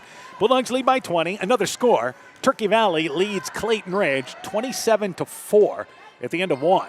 Offensively, Martins looking back door. The pass intercepted, though. It was deflected. Picked up by Brooklyn Moon. Here's a fast break. Moon drives in. One-handed runner banks it up and in. She was trying to decide, should I go left, should I go right? I'll just take the leaner. I don't know if she could decide, so she's like, I'll just shoot it. The floater driving in, banked it in to put them up 31-9. The defender never made her make a choice. Mose back out on top. And again, it's getting away from Postville in this second quarter. Mose stops at the elbow, takes a contested 15-footer, blocked by Shaw. Shaw did not give up on that play. Here's a fast break. Bogdanovich to Cadence Moon, who drives in and scores the left-handed layup. Bogdanovich tumbles, but give her credit for the assist. They lead by 24, and another timeout has to be coming here. Mose tried to dribble between a double team, dribbled it off her foot, out of bounds, and the ball goes back to MFL MarMac. Postville turns it over again. Yeah, you would think Coach Deering want to figure out what we need to do against this full court pressure because they've not been handling it well, doing a decent job when they get into the front court, but the backcourt has been a mess. Mejia and Martins both check out. Miller back into the ball game. A correction, she does not come back in. Number 23 comes in as MFL MarMac throws it away. That is Mejia, I should say, checked out. Number 23 in is Nora Malcolm. Left side, Mose drives baseline. Little 6-foot leaner. Shot no good. Bogdanovich gets the rebound. Postville has nobody back, but by the time Bogdanovich realizes it, they have to go sideline, and they still get it down to Shaw, who is fouled as she catches it on the right side, and the foul is on Mose. Also for Postville, Eva Vargas has checked in, so this is the small lineup. But MFL MarMac, all this is the sideline break. It is. They're just getting the ball up the sideline, looking to see what's there, and they've got great job of the backside girl running the court, running the trailer, looking for that open shot, and that's what Shaw was. She was that trailer on the backside, fill the lane. So Mose, a foul on Sierra Mose. That is her second. She'll stay in there for now. Free throw good by Shaw. It is a 25-point lead. And as we mentioned, MFL MarMac may not go as deep into their bench tonight because of the concern of quarters yeah. They got to some of their players. Second free throw off the front of the rim, but it does make a difference. Shaw, after she shot it, realized it was short and had entered the lane before the ball hit the rim. Postville gets it back. So the question is for Postville right now, how do you get any inside scoring right now on your team? Yeah, they just not able to get the ball into the front court. How can you get that scoring of any kind? Malcolm will take it inbounds. MFL MarMac full court pressure to Vargas. Vargas able to bring it into the offensive end. Drives right side. Shaw knocks it away. But again, Bulldogs getting hands in there as Shaw on the double team knocked it out of bounds. Postville takes it off the right side of their basket. Right now, I think they're just saying take the ball out of Sierra Mose's hands, make somebody else beat us. Mose inbounds to Malcolm. Malcolm back out on top, and they'll work it there on top of the Savedo. A Savedo to Vargas. Vargas, top of the key. And MFL MarMac, again, great man-to-man defense. Vargas, almost a 5-second violation, able to get it back to Malcolm. Malcolm taken away by Moon. And again, the Bulldogs force a turnover. Shaw drives in, goes up for the left-handed layup and scores it. It's become a layup drill. They lead by 27 halfway through the second. And that was a great left-handed layup by Shaw, catching it full speed and going up with the left, finishing strong. Offensively, it is Mose. Left side, she has really been the only Pirate to get shots off offensively. They've struggled with that. In the lane, that is the shot taken there in the lane by Savedo, but it's partially blocked. They got a look in the middle of the lane, but good defense. Back in the offensive end, Pika tried to go ahead of the pack, trying to get it to right side to Shaw in the right block, but overshot. The ball goes out of bounds, and MFL MarMac turns it over in transition. Yeah, a little too aggressive there. That ball sails over top of the head of the Bulldog, and they're going to have to take it out here, Pirates, under their opposing basket. With the score of the game, you knew they had to bring back in Miller. Postville did at this point, because at this point, it doesn't make a difference. It's a 27-point game. You can't be worried about her getting a third foul here before the half. You need her on the court. You need some, inside presence and another person who can handle the ball, get it up the court. Brooklyn Moon checks out. Into the game for MFL MarMac is, again, Brooke Hackett, I should say. Brock we'll see later on in the boys' game. That is Brooke Hackett. Keener checked in moments ago and deflected the inbounds pass away, so they'll move it over to the right baseline. I think Postville just trying to weather this and get to the half. Vargas, full court pressure. in the backcourt, dribbles it off her foot and double teamed at center court. Anderson then, and a timeout taken by Postville as she was in a double team, and Coach Deering takes a timeout to avoid the turnover. 3:38 left in the half. Bulldogs big, 36-9. Let's take this break. When making up a to-do list, don't forget to include servicing your car at Edie's AC Delco Service Center in Garnavillo. Your car should have the best care, and Edie's will make sure of it. Stop in or call 964-2186 to make an appointment. Tires worn out? Well, Edie's can replace them. Need a tow? Call Edie's at 964-2186. Kay, Lynn, and Todd invite you to stop by and fill your car's tank with fuel at Edie's AC Delco Service Center in Garnavillo. Edie's open 7 a.m. Mondays through Saturdays. 36-9, MFL MarMac in the lead. Postville taking that timeout, and MFL MarMac in control. They led 21-9 at the end of the first quarter. Postville has not scored this second quarter. This is a 15-0 run. Inbounds, and the ball thrown from the near side, far side, but tracked down by Acevedo. Acevedo drives in left side, cut off by Bogdanovich, and then losing the basketball, feeds it back to Mose. Her shot fouled as she took it up over the right shoulder from the left block, fouled, and goes to the free throw line for two. So at least Postville the last couple of trips getting into their offense at least. They have, but you can see the frustration, and it was pretty apparent in their timeout of not being able to get in the front court, not able to get anything started, and I think that frustration is just kind of playing out on the court. They need to get something started here. Free throw there by Mose, and that free throw is good, so that stops the 15-0 run. Miller checks out. Mejia comes back into the ball game for Postville, and it will be Mose a second free throw. Both teams in the bonus with 3.5 to go. Mose, free throw on its way there, and that second free throw is good. So Sierra Mose, the top free throw shooter for Postville, makes them both. Back on the offensive end, left side, Hackett, left corner for three. Aired it out long, rebound into the hands of Anderson. Back over to Hackett. Hackett on top to Bogdanovich. She drives in the lane, has it knocked away. Timp picks up the loose basketball, dives forward on the court. Anderson and Timp both tied up. Good hustle by both those kids, and it will be Postville on the alternate possession rule.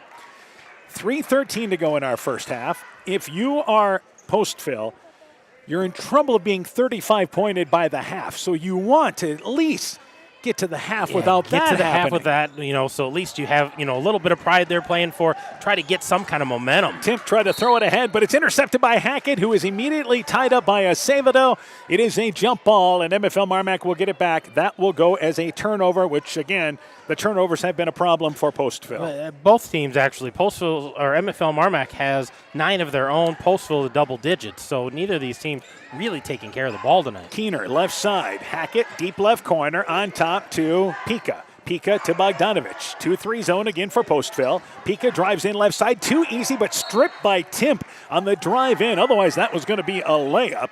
And the Bulldogs maintain possession. They'll take it up the left side of the basket. Yeah, nice drive there by Pika. Seeing a lane, just not able to get the ball through quick enough. It tips away, but Bulldogs going to take it on their left side of their own hoop. Inbounds, Pika drives back in the lane. Nice bounce feed to Bogdanovich, who from the inbounds just rolled from the left side on the inbounds pass to underneath the basket. They lead by 27.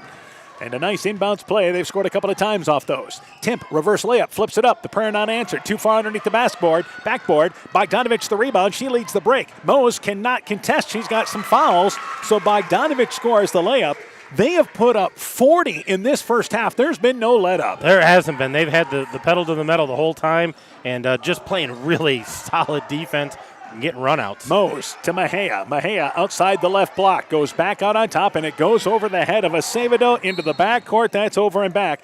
The turnovers continue. I will say this about the 9 MFL MarMac turnovers.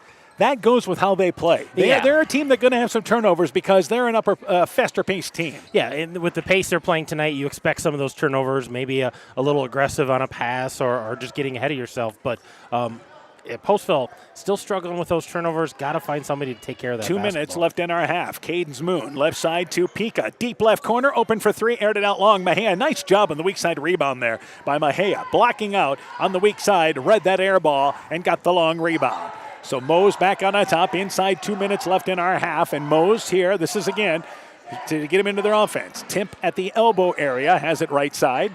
And now brings it down low, but goes right side to Mose, who fires up a three, aired it out short, rushed that shot. It was contested. Pika the rebound. Pika in the offensive end after the rebound by Anderson. Anderson drives in, goes right by Mose, scores the right-handed layup. Again, Mose wants to stay away from getting a foul, but at some point, she's going to have to put something in front to stop the Bulldogs. She's got a couple fouls, but you got to stop that. Try to take the charge. Try to get something going, some kind of spark for your team. And we're down to 1:15 left in our half and a 31-point lead. Backcourt area, it once again is Nielsen, who just came in, tied up there. She loses the basketball by Pika. I'll give some props to MFL MarMac here because this has been as far as defensively, there has been a no let-up defense. Yeah, they have. They've been getting after it, from the start, from the tip. They've been just in their face, reaching for loose balls, tipping things, everything they can. Timp on the inbounds, baseline 15-footer, missed it. Mahia the rebound as she goes up, fouled by Brooklyn Moon, got the rebound on the floor. She was fouled on the shot attempt going up, but they say she's fouled on the floor, and it's a 1-and-1 for Mahia at the free throw line for Postville. 42-11. Again, MFL MarMac beat them the first time 57-38. For the Pirates, I know you played last night, but you got to get the legs back underneath you at some point. Yeah, and they've got to go into this halftime, hit these free throws, play some good defense for another minute, maybe get another couple of shots, but they need to regroup at halftime and come out, play a little harder, get a little more aggressive. Mahia's free throw, it's off the back of the rim. It is no good. Rebound there goes off the hands of Timp, back to MFL MarMac. Couple of scores. Central leads West Central 24-3 at the end of one, and now North Fayette Valley leads Key High 34-13. They have broken that open in the second quarter. So we're down to a minute to go in our first half. Bulldogs in control. Right side to Shaw. Cadence Moon down in the lane to Anderson. Right block. Muscles up the shot, but short, but fouled by Timp. And again, that's just the sideline, and it's just an easy entry pass there that was not defended into Anderson. Well, and I don't think that ball from three-quarter court touched the floor. We got it up to a girl, top of the key, went to the wing, went to the corner, into Anderson, who was diving hard down in the post, and a shot. So that ball's not touching the floor at all. And Anderson to the free throw line for two. The free throw is good. Coach Deering goes onto the court about a quarter of the way, sees something on there, some sort of fuzz or dirt, and kicks it out of there as Anderson was shooting the free throw. No, he's on top of everything. Yeah, they got a couple things out there. They're trying to get it all cleaned up. He moves along the baseline, doing a little cleanup chores here. Second free throw being eyed by Anderson, and Anderson makes them both.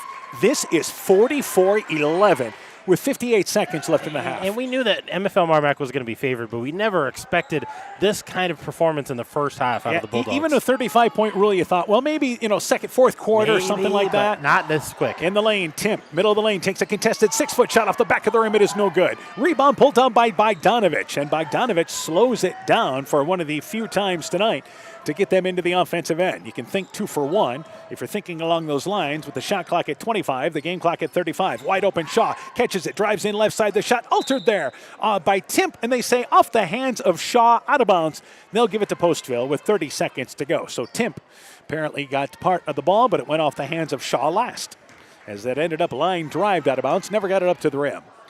Mose across the timeline. If you're Postville, you play the second half of this ball game and you forget the scoreboard. Yeah, you got to play hard. Yeah, you work on some half-court stuff and Nielsen handle the ball. on top, intercepted by Bogdanovich. She leads the break, gets it on over to Brooklyn Moon, who travels going into the layup, trying to get her feet right, going up for the right-handed layup, waves it off. That would have put it at 35.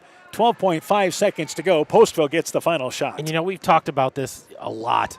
How about a jump stop? Just get your feet under you, put it up off the glass, get the 2 points. 6 seconds to go. Mose at the left elbow, pulls up, shot blocked by Ashley Shaw. Good defense by Bogdanovich, brings it to center court, dribbles out the clock, and the first half comes to an end. Bulldogs in control, 44-11. MFL MarMac leads Postville at the half.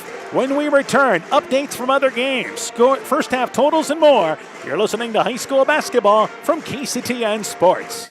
Alpine Communications believes connected communities become thriving communities. We are the local telephone company that became a 21st century communications provider. Alpine provides internet, television, cellular security, and telephone too. We promise personal, timely, reliable service from people who live here. When you choose us, we all thrive. Connect with Alpine Communications today. Click alpinecom.net or call 563-245-4000. Hey, Justin Birdnow here from Birdnow Chevrolet in Monona. I want to take a moment to wish all the local athletes good luck during their game. You have worked incredibly hard and it shows during each game. Myself and the entire Birdnow Chevrolet Monona team is wishing you all that you do your best and good luck. Elkader Tax and Bookkeeping are proud supporters of all of our local high school sports teams. We want to wish everyone the best of luck on their season. We are here for all of your tax, payroll, and bookkeeping needs. Give us a call at 563-245-2154. Again, that number is 563-245-2154. Thank you from Kurt, Steve, Carol, Josie, at Elkader Tax and Bookkeeping, located in downtown Elkader.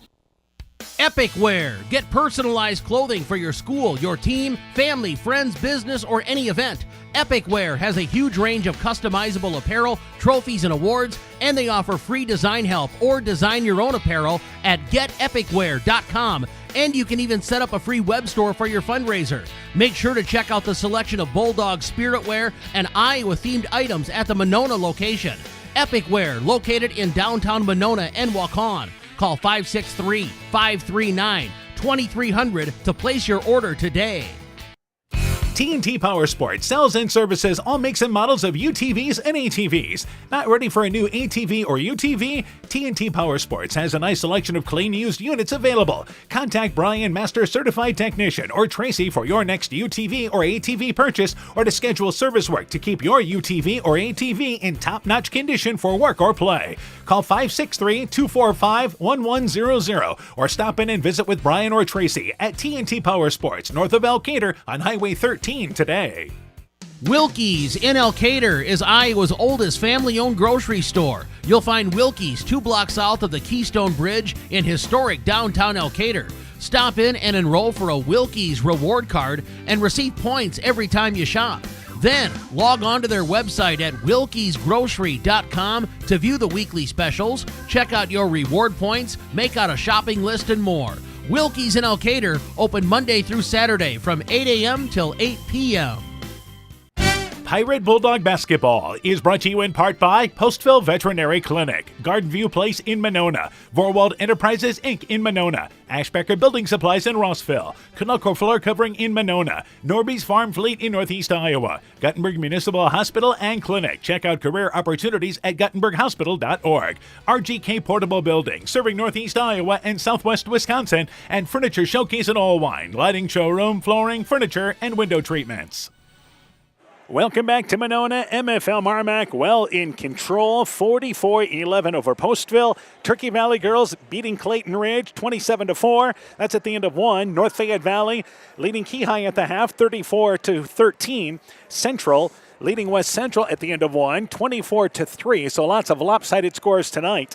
East Buchanan leading Starmont at the half, 43-12. And North Lynn has defeated Edco, 77-32. The final score there. So it is a big lead for the Bulldogs by 33. They led by 12 at the end of one. Dominating second quarter as well. They put up 21 in the opening quarter, put up 23 in the second quarter. Let's start with the totals. First off for MFL MarMac. MFL MarMac's got 3 girls in double figures already. Anderson's got 15, Bogdanovich with 10, Shaw with 12, Brooklyn Moon with 2, Cadence Moon with 2, Caitlin Pika with 3, 44 points. They're shooting 53%, only 1 of 8 behind the arc, but 67% from the rest of the field and 9 of 15 for 60% from the free throw line. So they're doing everything you can right on offense, getting good shots. Again, getting up and down the court. This is the tempo they wanted to play here. If you are Postville, you have struggled mightily here. This becomes a character test in the second half here. Forget the scoreboard here and focus on what you can do here. You want to see them play especially hard this second half. I think MFL MarMac's just had it too easy. They have. You know, they had those easy runouts off of rebounds and defense. Postville, they've got a couple of girls that have scored some points for them. Sierra Moe's leading the way with 7. Emily Timp, she's got 4 points, but they're only shooting 15%. They've only taken 20 shots, you know, as opposed to MFL MarMac, who's taken 32 shots, and a lot of those have been point blank. The one bright spot, they are 4 of 5 from the free throw line, so a good change of pace there. But this team just needs to come out, like you said, forget about the score. Right. Just play your game, try to get back into some things, try to put up some points, get some confidence going forward, because they have some games down the road that are winnable, but they got to play a little bit better than they're playing tonight. And I get the competition has been different the last 2 games for Postville. You beat West Central, you beat Mabel Canton, dropped the decision to Mabel Canton last night. But they lost by 15, had a better night offensively at 46 points a ball game. And I get they played last night. Obviously, that's a bit of a disadvantage, but maybe it takes a half to get your legs underneath you. But this second half here, I think if you're Postville, that's all you care about is effort this second half. Yeah. That's it. Yeah, you don't want that letdown, and that's what's happening right now is, hey, we got a win last week. We played a tough game, but put up 46 points last night, and now here we are struggling just to get to double figures. They need to refocus a little bit and play for some of those intangibles that work bonuses for you down the road. So 44-11, MFL MarMac in the lead at the half. We'll take a break. When we return, we'll talk about our boys game coming up a little bit later on tonight with MFL MarMac in Postville. We're at the half. Bulldogs in control. Broadband is more important and versatile than ever, and you no longer need a home phone to utilize Neat's fiber broadband service. Freedom plans are now available to all subscribers on Neat's fiber network in and around Farmersburg, Luena, Monona, Postville, and St. Olaf. With speeds up to 250 meg, Neat's managed Wi-Fi is also included at no additional cost. Call today for more information on Neat's new Freedom plans and enjoy reliable, super-fast broadband internet service from Neat. Call us at 539-2122 today to discuss which Freedom plan is best for you. Neat, connecting you now. With American Family Insurance, you've got the ultimate road trip companion. Our travel peace of mind package is there to help when things don't go as planned. From roadside assistance to rental car coverage, I'll help you prepare for bumps in the road while you pack your bags. Just ask me how. Contact Julie Depke, agent, at 205 South Main Street in Elkader or call 563-245-2366 today. American Family Insurance. American Family Mutual Insurance Company, SI, and its operating companies, 6000 American Parkway, Madison, Wisconsin. Let it grow, let it grow, let it grow. People's State Bank is offering for a limited time a 6-month certificate of deposit at 3.25% APY and a 5-year certificate of deposit at 2.25% APY. Stop into one of our 20 convenient locations and speak with a local and experienced customer service representative to lock in this great CD rate at People's State Bank. Annual percentage yield is accurate as of 11/17/2022. $1,000 minimum deposit required to open account. APY calculation assumes interest and compounded semi-annually on deposit terms of 1 year or longer. Early withdrawal penalties may apply. Rates subject to change without notice. People's State Bank. Member FDIC.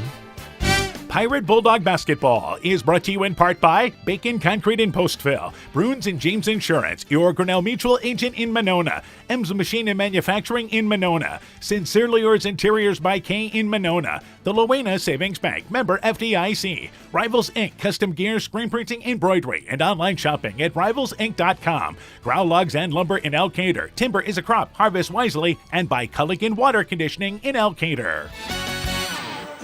At the half, Bulldog girls lead 44-11. Coming up a little bit later on tonight, we'll have our boys game. MFL MarMac boys heavily favored in that ball game. And this is, if you're Postville, kind of similar to this girls game. The Postville boys have played better of late. You're concerned about yourselves and making improvement in that ball game regardless of the score. Well, and they're healthy. They've gotten a lot of guys back. They're much healthier than they were, and still trying to figure some things out. But like you said, playing better. They're going to be, outmatched tonight with speed and some of that size inside, but I think they need to approach it with, we need to continue to get better, work on the things that we can do, see what happens. You never know what happens when you play the game. Yeah, maybe give them a game that they don't think they're going to get. I will say this, if you're MFL MarMac, they're going to take a tip from the girls' game. You come out here and you put the throttle down right away. Yeah, that fast start, I think both the girls' team and boys' team for MFL MarMac is thinking, fast start, get out in front, and make the other team play catch-up. And again, that's what happened in the first matchup in which MFL MarMac won 93-33. But again, Postville, you figure, improved since that point. Kobe Moore back for them, even though he's playing left-handed. That's a great story. And the funny thing is, his shot looks really good, even left-handed. Still looks really good shooting with his offhand. So some positives for the Pirates. We'll see what they bring to the court in that boys' game. And Hunter Meyer will not be available for the MFL MarMac boys tonight. He has been dealing with an ankle injury, but that's a team that's deep. And that boys' game coming up a little bit later on tonight. A girls' update. Central leads West Central at the half, 39-14. We start the second half, and again, we've been beating this drum, but for Postville here, let's see a half of hard-fought basketball for your team. Let's be scrappy. If you're going to be successful, you got to be a scrappy team. Well, you got to outwork the team out there. If you don't have as much talent, if you're not hitting shots, if you're not able to do the things you normally want to do, you got to have effort. You got to have that hard work. MFL MarMac to start the second half. It will be the Moon Twins there, Cadence and Brooklyn. Also out there is Anderson, along with Bogdanovich and Ashley Shaw. 1-2-2 zone here for Postville to start the second half. Anderson gets it on the right block, drives in right side, banks it up and in. So the opening series, they're able to throw it over top, get it to Anderson on the right side, and our clock will be moving in this second half on the first basket of this second half. The second half is going to move way fast for the Pirates. Martins at the left elbow, pulls up, banks it long from 12 feet away, but an aggressive move left side. Rebound by Brooklyn Moon. Ahead of the pack shot. Nobody back for Postville and scores the layup. And I think this is what we're talking about here. That's just too easy. It is, and it's not something you get night in and night out, but the Bulldogs have recognized it tonight and taken good advantage of it. Mose, left side to Mejia. Mejia goes baseline to Miller. Miller, Martins, Timp, also out there, Mejia and also Mose. The ball goes into the backcourt as Miller got it left corner, tried to go on top, threw it into the backcourt, and that is an over and back violation. And the turnover gives it there to MFL MarMac. So the Bulldogs here continue.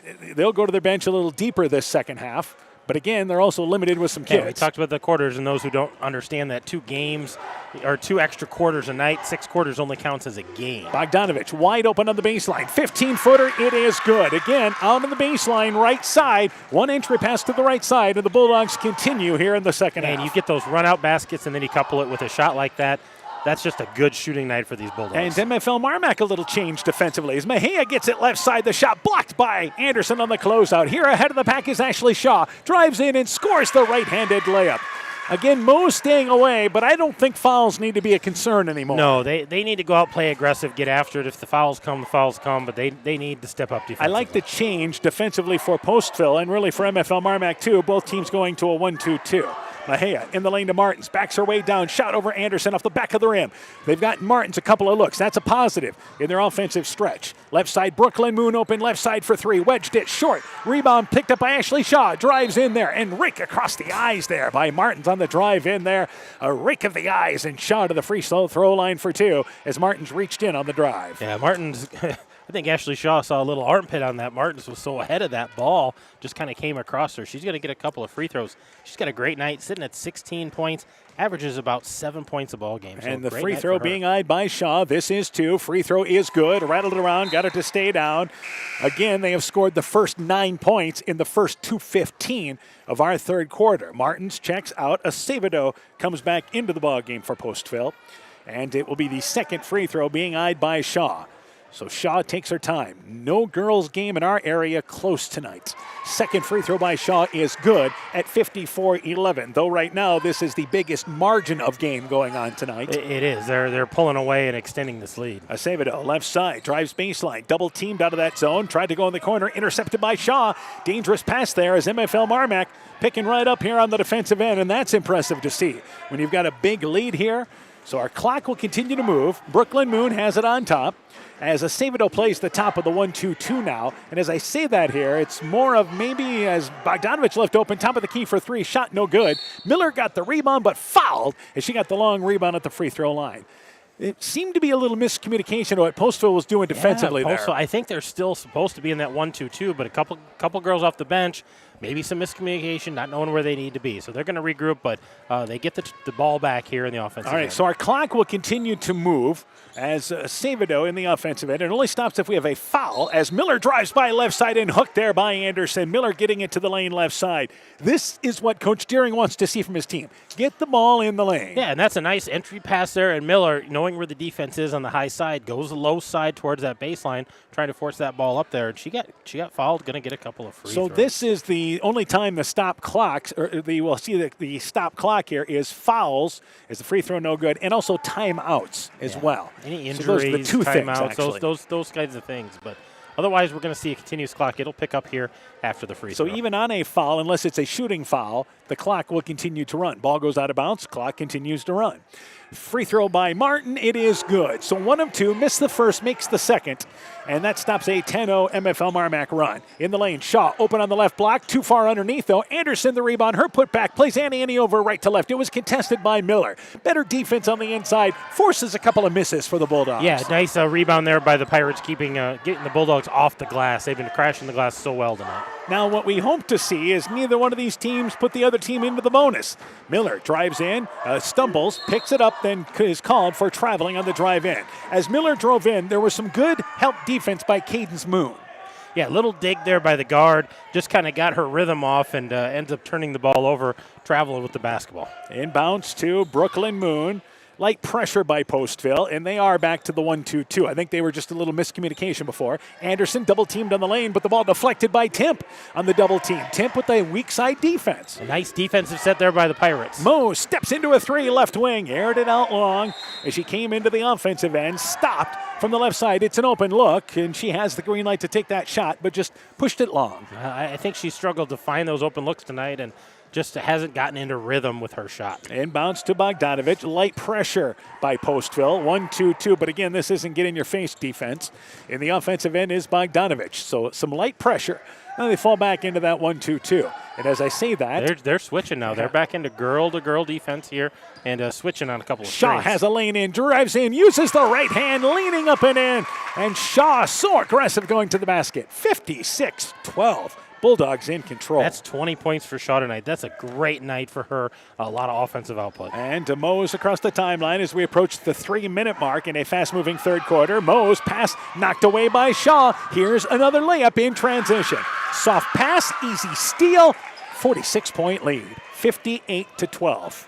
And you are not going to see MFL MarMac ease up here because that was a play to be made by Shaw. Yeah, that's just kind of a soft pass, and Shaw's just going to make that steal every time. Mose, right side, stops the dribble. Cut off there by Shaw, but able to regain her dribble. Baseline, pulls up, 15-footer. It is good on the right side. Got free, and Sierra Mose there. Nice open look. Shows what she can do, and then the open shot. Yeah, got a lane there and knocked it down. And here's Cadence Moon drives baseline, but errant shot as she drives in along the baseline, tried a little running shot, pushed it long, rebound tied up there, Anderson along with Timp.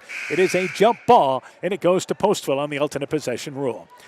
Brooklyn Moon and Cadence Moon check out for MFL MarMac. Into the game for them is Caitlin Pika. Number 10 coming in there, Jerica Willie, a freshman. Her first appearance into the ball game. 2 minutes and counting in our third quarter. Clock went about 30 seconds there by the time that ball went out of bounds after the call. To the subs coming in. Right side, Miller, little one-handed runner. Shot no good. They get it ahead to Shaw. Shaw leads the break. Jump stops. Right-handed layup. Scores it. Again, Mahea, good hustle there, but they give up the layup. And Shaw, 60-14. She continues to score at ease. Well, she's been the benefactor of a lot of open runs. And here's an open pickpocket of Mose. Mose trying to call that offense. She just picked her pocket. Shaw to Anderson. Drives in. Scores the layup on the right side. Again, MFL MarMac just too easy in transition. 90 seconds left in the third. I was going to say, Shaw's been the benefactor of a lot of those open looks there on the fast break. That time giving it up to Anderson. They have scored 18 points in what has been a fast-moving third quarter. The clock has been moving since 7:43 left in the quarter. Acevedo, right side attempt. Little bank shot, 8 feet away. Banked it long from the right side. Not a bad look. So Postville, the good news is you've had some better looks in the offensive end. But here's Anderson, nobody back. Scores the layup on the right side. Again, MFL MarMac just getting down the court quicker. They lead by 50. Yeah, and you start to wonder if this is some tired legs out of the Pirates, not able to get back defensively at all. Miller, right side, cut off on the block, feeds it back over to Mose. Right corner, fires up the three off the side of the rim. Rebound by Shaw, ahead of the pack. Here is again Pika. Right-handed layup, misses it. But there is Willie for the rebound. Saves it back to Pika. Pika goes by her defender, swoops in from the right side. Nice move by Pika. Boy, they have just continued to just get to the basket. And you can hear the bench cheering for every girl who's getting a basket here. They're in this ball game 100%. Mose, right side, drives baseline, cut off, needs some help. Goes in the corner trying to go to Miller, and Miller was headed towards the right corner. The ball goes to center court and goes out of bounds. With 15 seconds left in the quarter, they don't have to inbound it if they don't want to here. By the time they get subs in. Yeah, they might not get a shot off here as we got a couple subs on both ends. And Keener looks at the clock, and they are going to inbound it, but they don't have to. They get it inbounds to Pika. Pika will just dribble out the third quarter clock. They led by 33 at the half. It's 52 going to the fourth at 66-14. Let's take this break. Winter high school sports season has begun. Dr. Mark Foey, Dr. Jessica Wilkie, Dr. Courtney Wicken, and the staff of Family Dentistry Associates in Monona encourage you to support your local high school basketball and wrestling teams. Family Dentistry Associates of Monona, 539-4651, where health-changing smiles are created.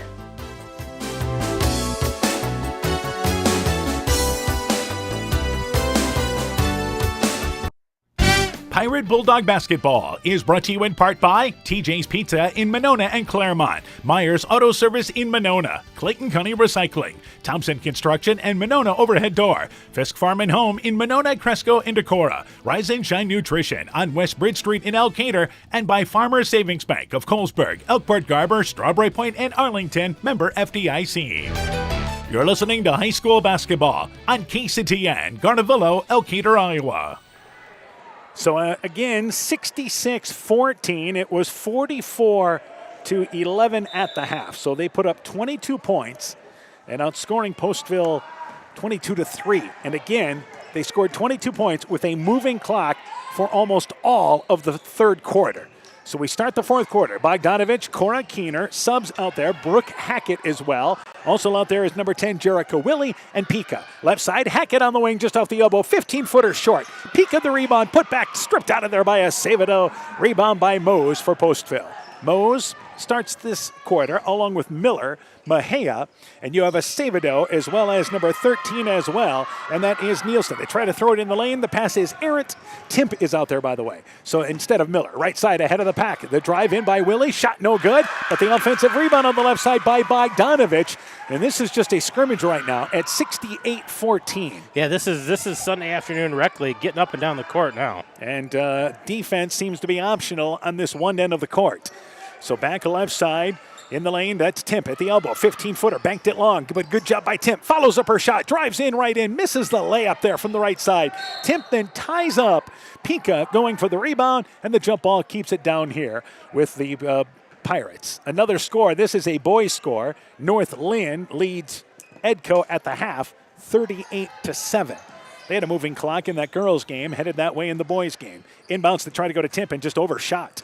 She was looking for Timp, and it's picked up again by Pika. Ahead of the pack, Bogdanovich. Postville doesn't get back. Bogdanovich misses the layup, though. And it is Willie who had her hand on the rebound. It's cleared there by Postville and Nielsen.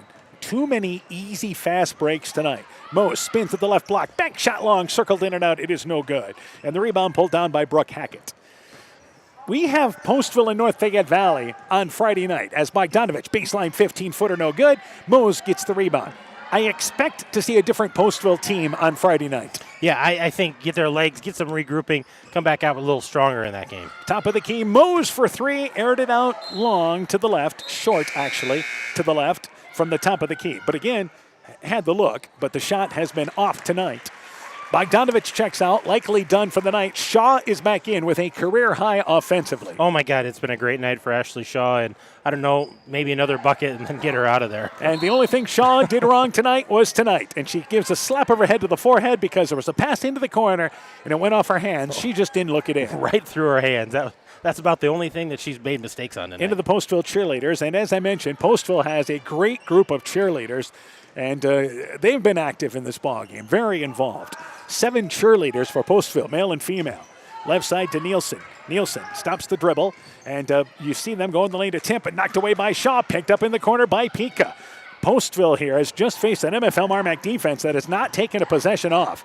Ahead of the pack, Shaw deflected out of there by Nielsen. 5 minutes and counting. They're going to go back to the other end and give the ball back to Postville. Last touch by the Bulldogs. Yep, and that's a good call there by Luther Linderbaum saying, nope, we're going the other way. Reset this. Bulldogs got to reset their defense. After this ball game, we'll have the individual stats and then start the chalk talk for our boys game. A fast-moving night tonight here. Mose drives left side. Little hand check there by Cora Keener. And that is the first whistle on Keener. It is the third team foul in MFL MarMac. Postville's only committed 1, and we better not end up in the bonus. Oh, gosh, I hope not. 4 minutes to play here. I don't expect us to With get a moving into bonus. clock, shouldn't happen. Mose on the inbounds, can't get it in, and Coach Deering wants to take a timeout. 4:25 to go. Set things up with the Bulldogs here. Or for the Pirates, they have possession. Let's take this break.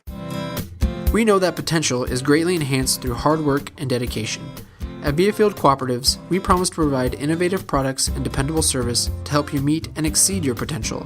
From agronomy to energy, grain to feed, Viafield is excited to provide growing opportunities for both producers and consumers at 18 locations throughout northern Iowa and southern Minnesota. Want to learn more about Viafield? Go to viafield.com. Viafield is a proud supporter of our local student athletes.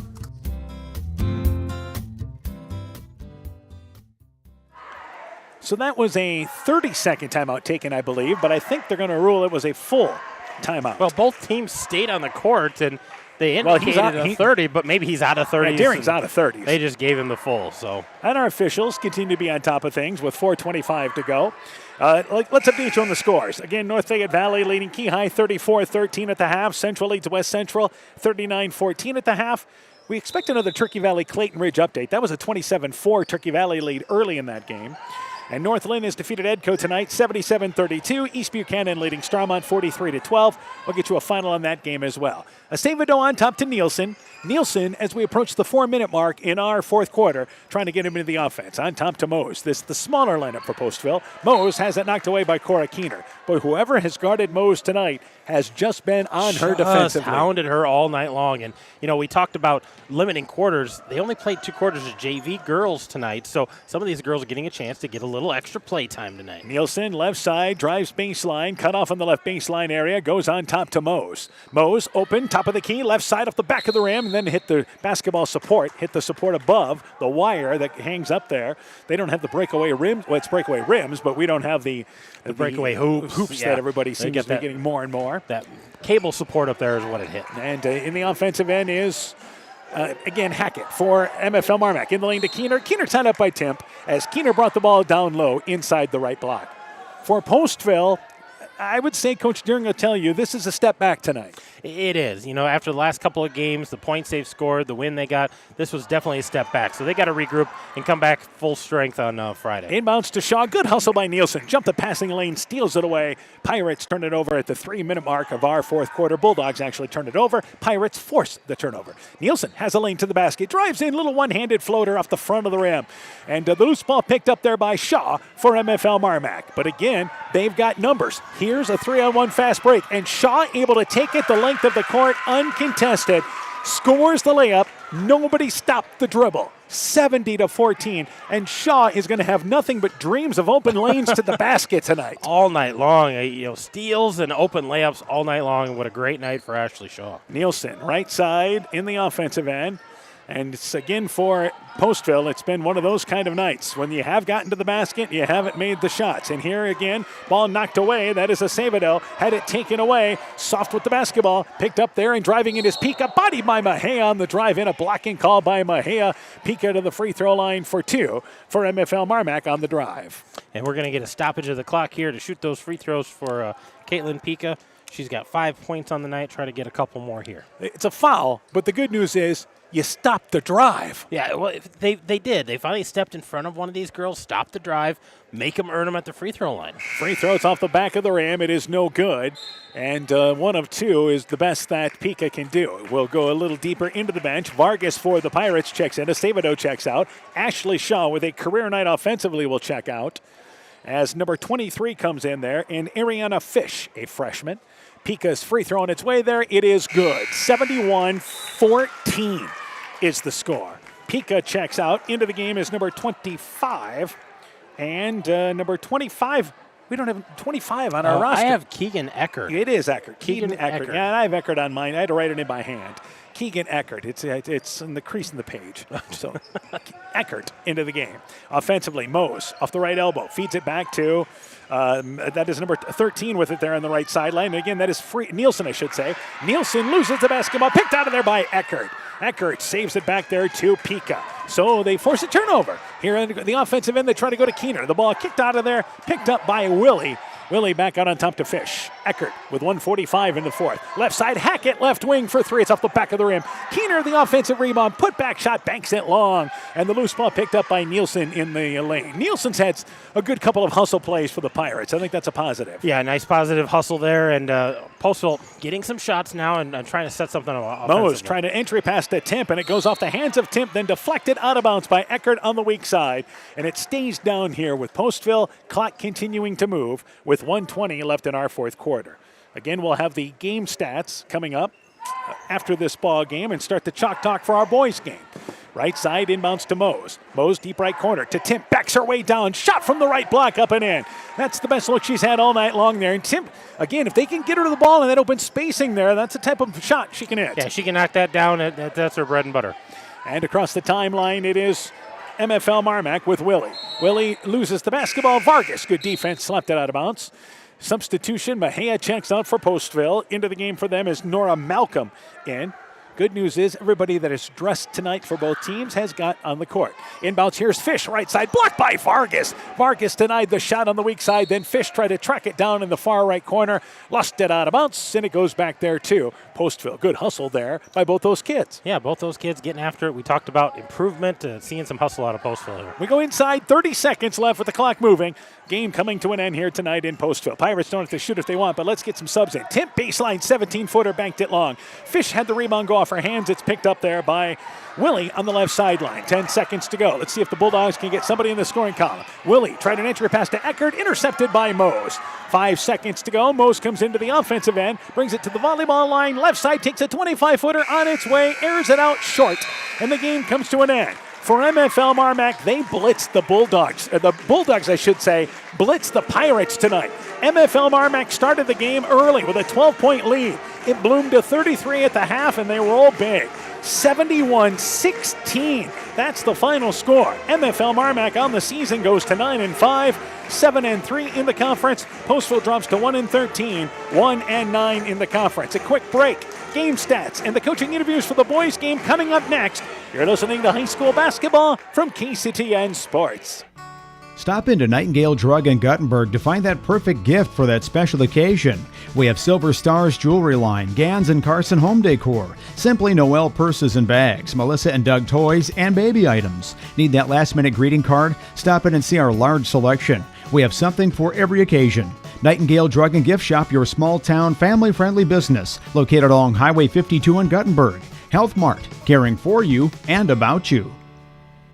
Sode's Greenacre Gift Shop and Liquor Store is filled with great gift ideas with a wide selection of Iowa-themed and produced unique and one-of-a-kind gifts, handcrafted items, and a great selection of top-shelf spirits, wine, and craft beers. Sode's Greenacre Gift Shop and Liquor Store joins Perk Central at 7 Goethe Street in beautiful downtown Guttenberg.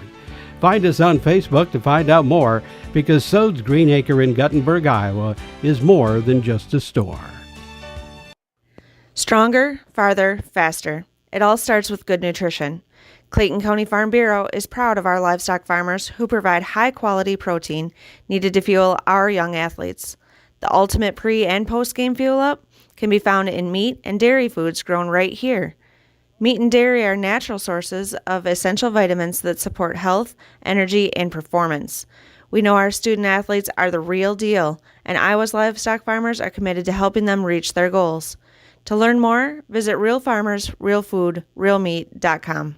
Join Freedom Bank in supporting our local students and their after-school activities. They are the building blocks to a brighter future for everyone. Whether cheering them on from the stands or participating in community programs, you'll always find Freedom Bank rooting for the home team in Elkader, Monona, Postville, Waukon, Decorah, and the surrounding communities. We empower success. Member FDIC. This is Chris Holbert, General Manager of Hall Roberts Son Incorporated in Postville. We would like to wish the area student athletes both a safe and successful sports season. We have been a community-based company since 1864, servicing and supporting the area ag industry with products necessary for daily success. We look forward to continuing to serve and support both the ag industry and high school athletes in our surrounding communities. Thank you and good luck from the families at Hall Roberts Son. Welcome back to Monona. MFL MarMac girls winning big, 71-16. another girls final. North Lynn over Edco 77-32. North Fayette Valley leads Key High 49-25 starting the fourth. Central leading West Central at the half 39-14. Turkey Valley leading Clayton Ridge at last report 27-4. We have a boys final. North Lynn beat Edco 77-14. We're joined by Coach Aaron Hammond. Let's go through the individual totals for our girls game. We'll start with MFL MarMac. They were led tonight by Ashley Shaw, 26 points, 21 points for Grace Anderson, 14 points for Hannah Bogdanovich, all of them in double figures at halftime. 6 points for Caitlin Pika, 2 points for Cadence Moon, 2 points for Brooklyn Moon, 71 points. They shot 53% tonight, everything point blank. For the Pirates tonight, Sierra Mose with 9 points, 6 points for Emily Timp, 1 point for Harley Miller, 16 points, and 28 turnovers. That's kind of the story of the ball game for the Pirates, not able to take care of the basketball. All right, and another update, by the way, Turkey Valley leads Clayton Ridge 51-24. That game is into now the fourth quarter. So again, the Bulldog girls win 71-16. A quick break. When we return, the Chalk Talk for the boys game coming up next. When I started out in the car business, my dad gave me some good advice. Hi, it's Forrest Brown with the Browns family of dealerships. What my dad told me is when you sell someone their first car, you need a good sales department. But if you expect to sell them their second, third, and fourth car, you better have a great service department. Visit any one of the Browns family of dealerships in Guttenberg, Elkader, West Branch, or Victory Ford in Dyersville and find out why Browns is your hometown dealer, no matter where your hometown may be. The Woodland Eye Clinic in Elkader and West Union are proud sponsors of high school sports. We are committed to bringing our patients the highest level of total eye care with detailed one-on-one attention. Our offices offer the newest technology and equipment with a professional team of experienced staff that is committed to you. Call us today for your next total eye care appointment. The Woodland Eye Clinic in Elkader and West Union supports all of our local athletes taking the field or court this season.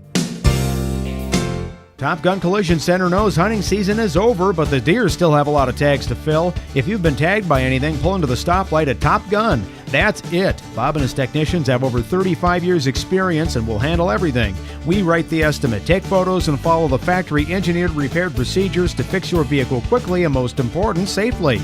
We also have free loaners or rental vehicles. While you're there, ask Bob about his community and veteran discount program. Call Bob at 563-964-9899. That's 563-964-9899. It's time now for the Pirate Bulldog boys game. For the Pirates in the conference, their best performance of the season in their win Friday against West Central. They know the test they face tonight. They just look to continue to improve. For MFL MarMac, a Saturday win against Janesville in which they controlled things. This team looks to stay undefeated and keep control of the conference race. The Bulldogs rolled in the last matchup. They go for the season sweep. Postville and MFL MarMac. The Chalk Talk for the boys game next. This is Michael Erickson at Central State Bank. We provide a complete line of lending services to help you get the best out of life. From home mortgages and equity loans to vehicle and personal loans. We have expert lending professionals who will work with you to provide options to address your needs. At Central State Bank, you don't deal with a branch or department, you deal with a banker who is dedicated to you. Central State Bank, member FDIC.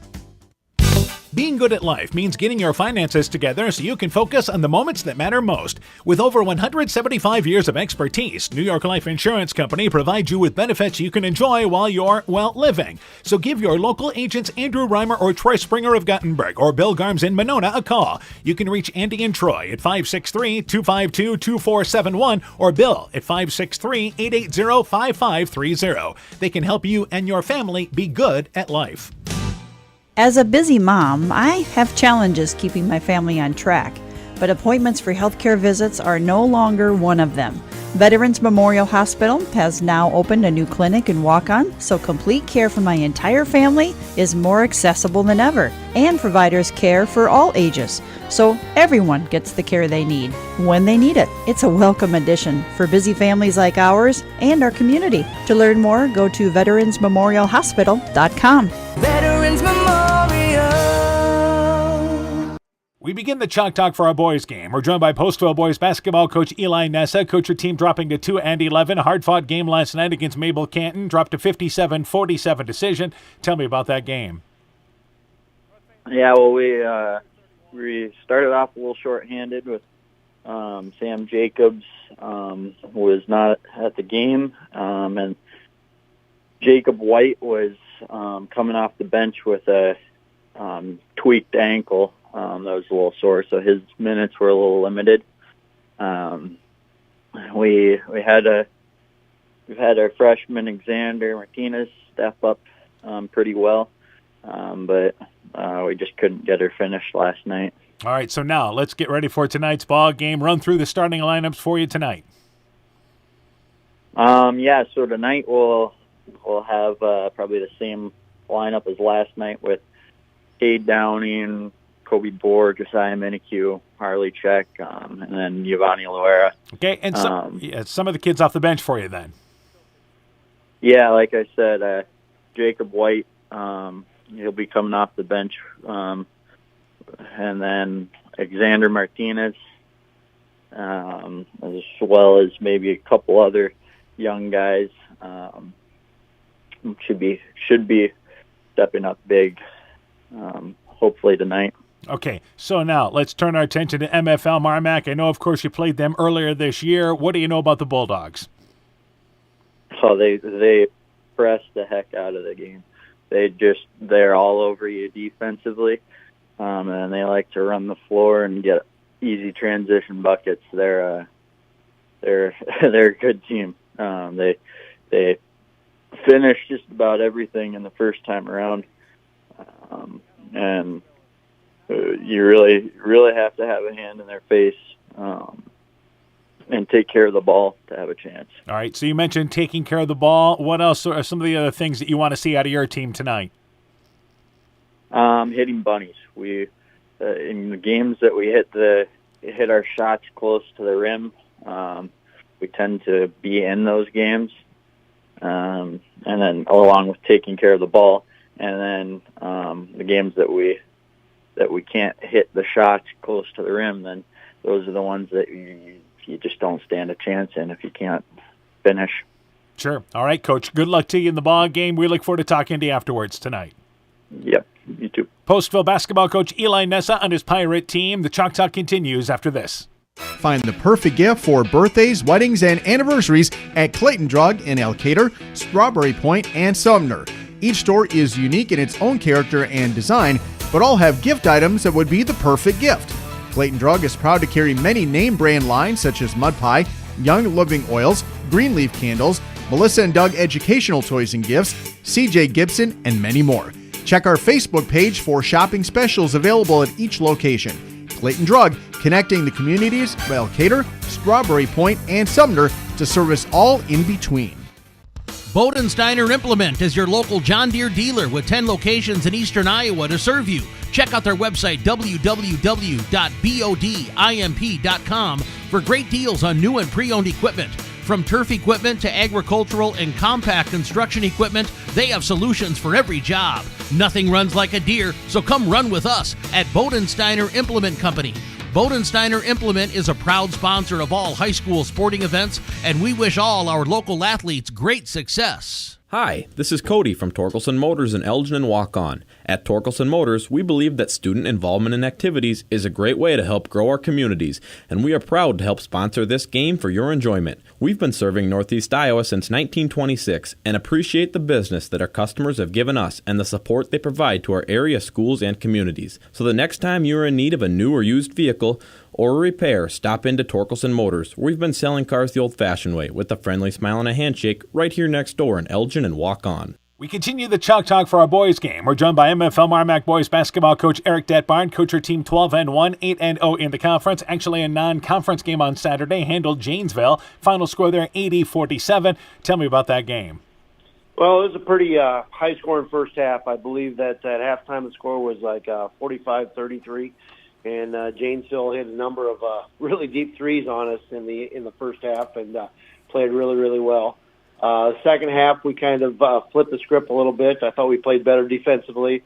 I think we allowed a total of 14 points in the second half, and were able to get out of there with an 80-47 victory. All right, yeah, so certainly good win for you guys. All right, let's set the starting lineup for your team again tonight. We'll start Wyatt Powell and Zach Driscoll at guards. Carver, Blitz Bentine, and Parker Keel at forwards, and then we'll have Hunter Meyer in the middle. And I know some kids contribute off the bench for you. Yeah, Bryce Deal come off the bench, Brock Hackett, Landon Meany, and Cade McElwain, and then we'll kind of see what happens from there. All right, turning our attention to Postville. I know you handled them earlier this year in an impressive win. What do you know about the Pirates? Well, they're a different team this time around. Kobe Bohr is back, and he gives them some size and athleticism that we didn't see the first time around, and we're going to have to account for that this time. All right, so now some of the keys in the ball game for your team. What does MFL MarMac have to do? Well, I'd like to see us be consistent at both ends of the floor tonight. Past few games we've gone through stretches where we either were very good defensively or very good offensively.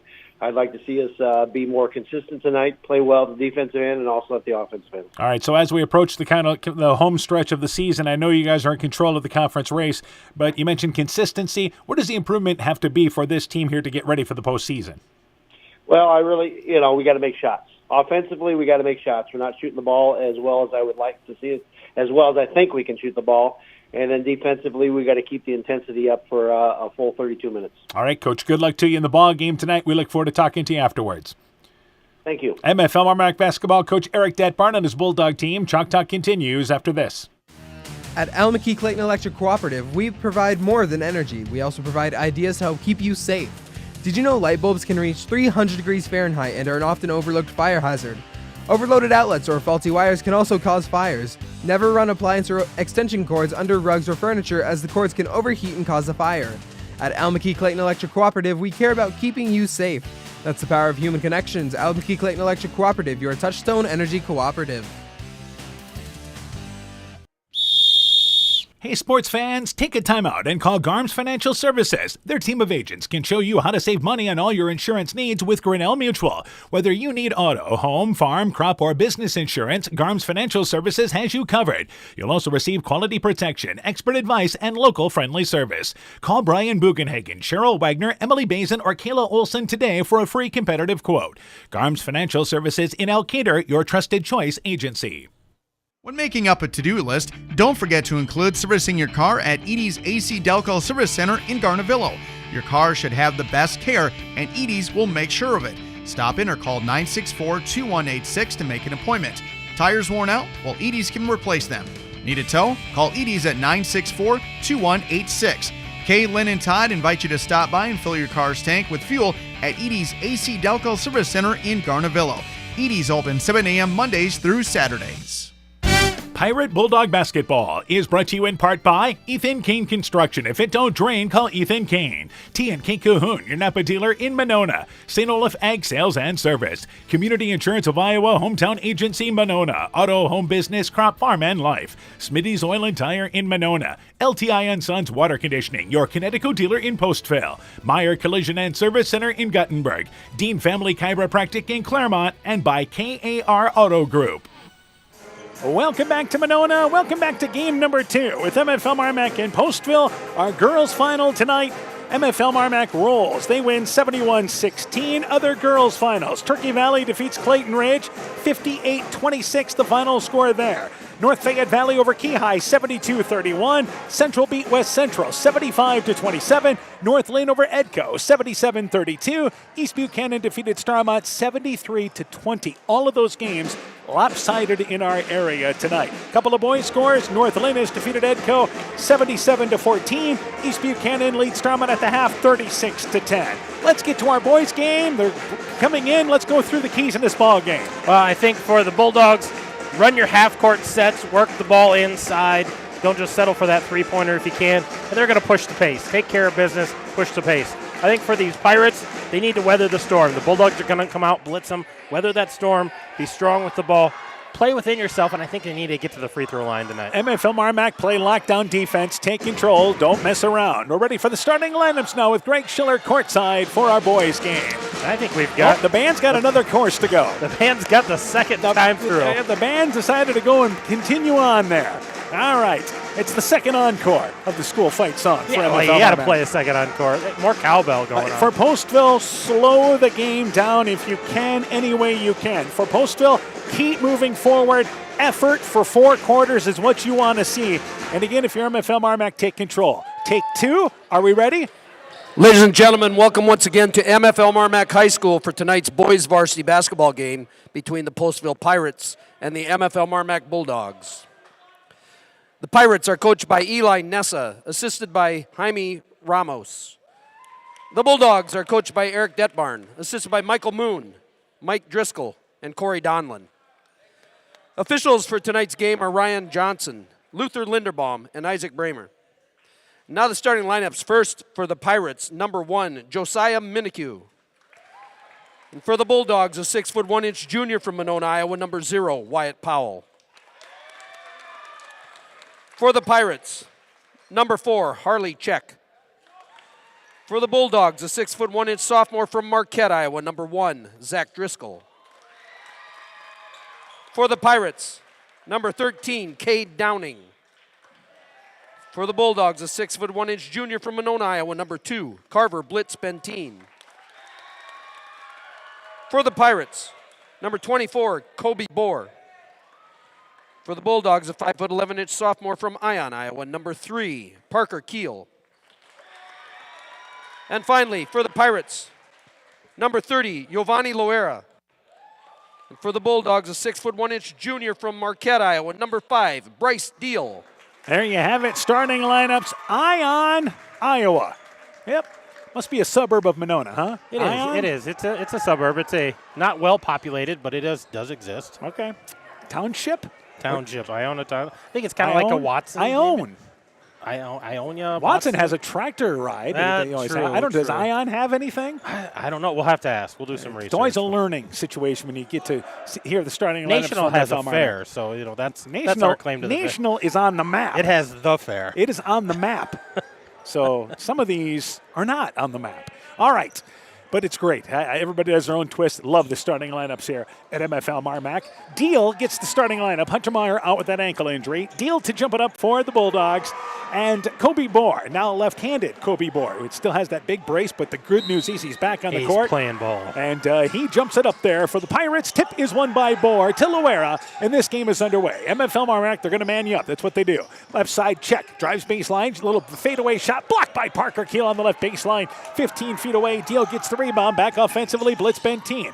Drives, pulls up left side, 8-foot leaner. It is up and in. And MFL MarMac gets a fast break basket first trip down the court. Yeah, nice shot there by Blitz Bentine, pulling up, avoiding contact. Here's full court pressure. Again, it's man-to-man. And Bohr, this is one advantage of having him back. He can handle the ball even with that big brace on that right wrist. Gets it to check into the offensive end. And back out on top, Downing. Baseline, and it goes through the hands of Bohr. That's one weak side there about Bohr, as he normally catches that pass, but his right hand not as strong as he tried to catch a rocket from Downing. Yeah, Downing threw that rocket pass to his right side, but right through that hand with the brace on. And Bohr, ever the teammate said, that's on me. That's on me. I should have got that.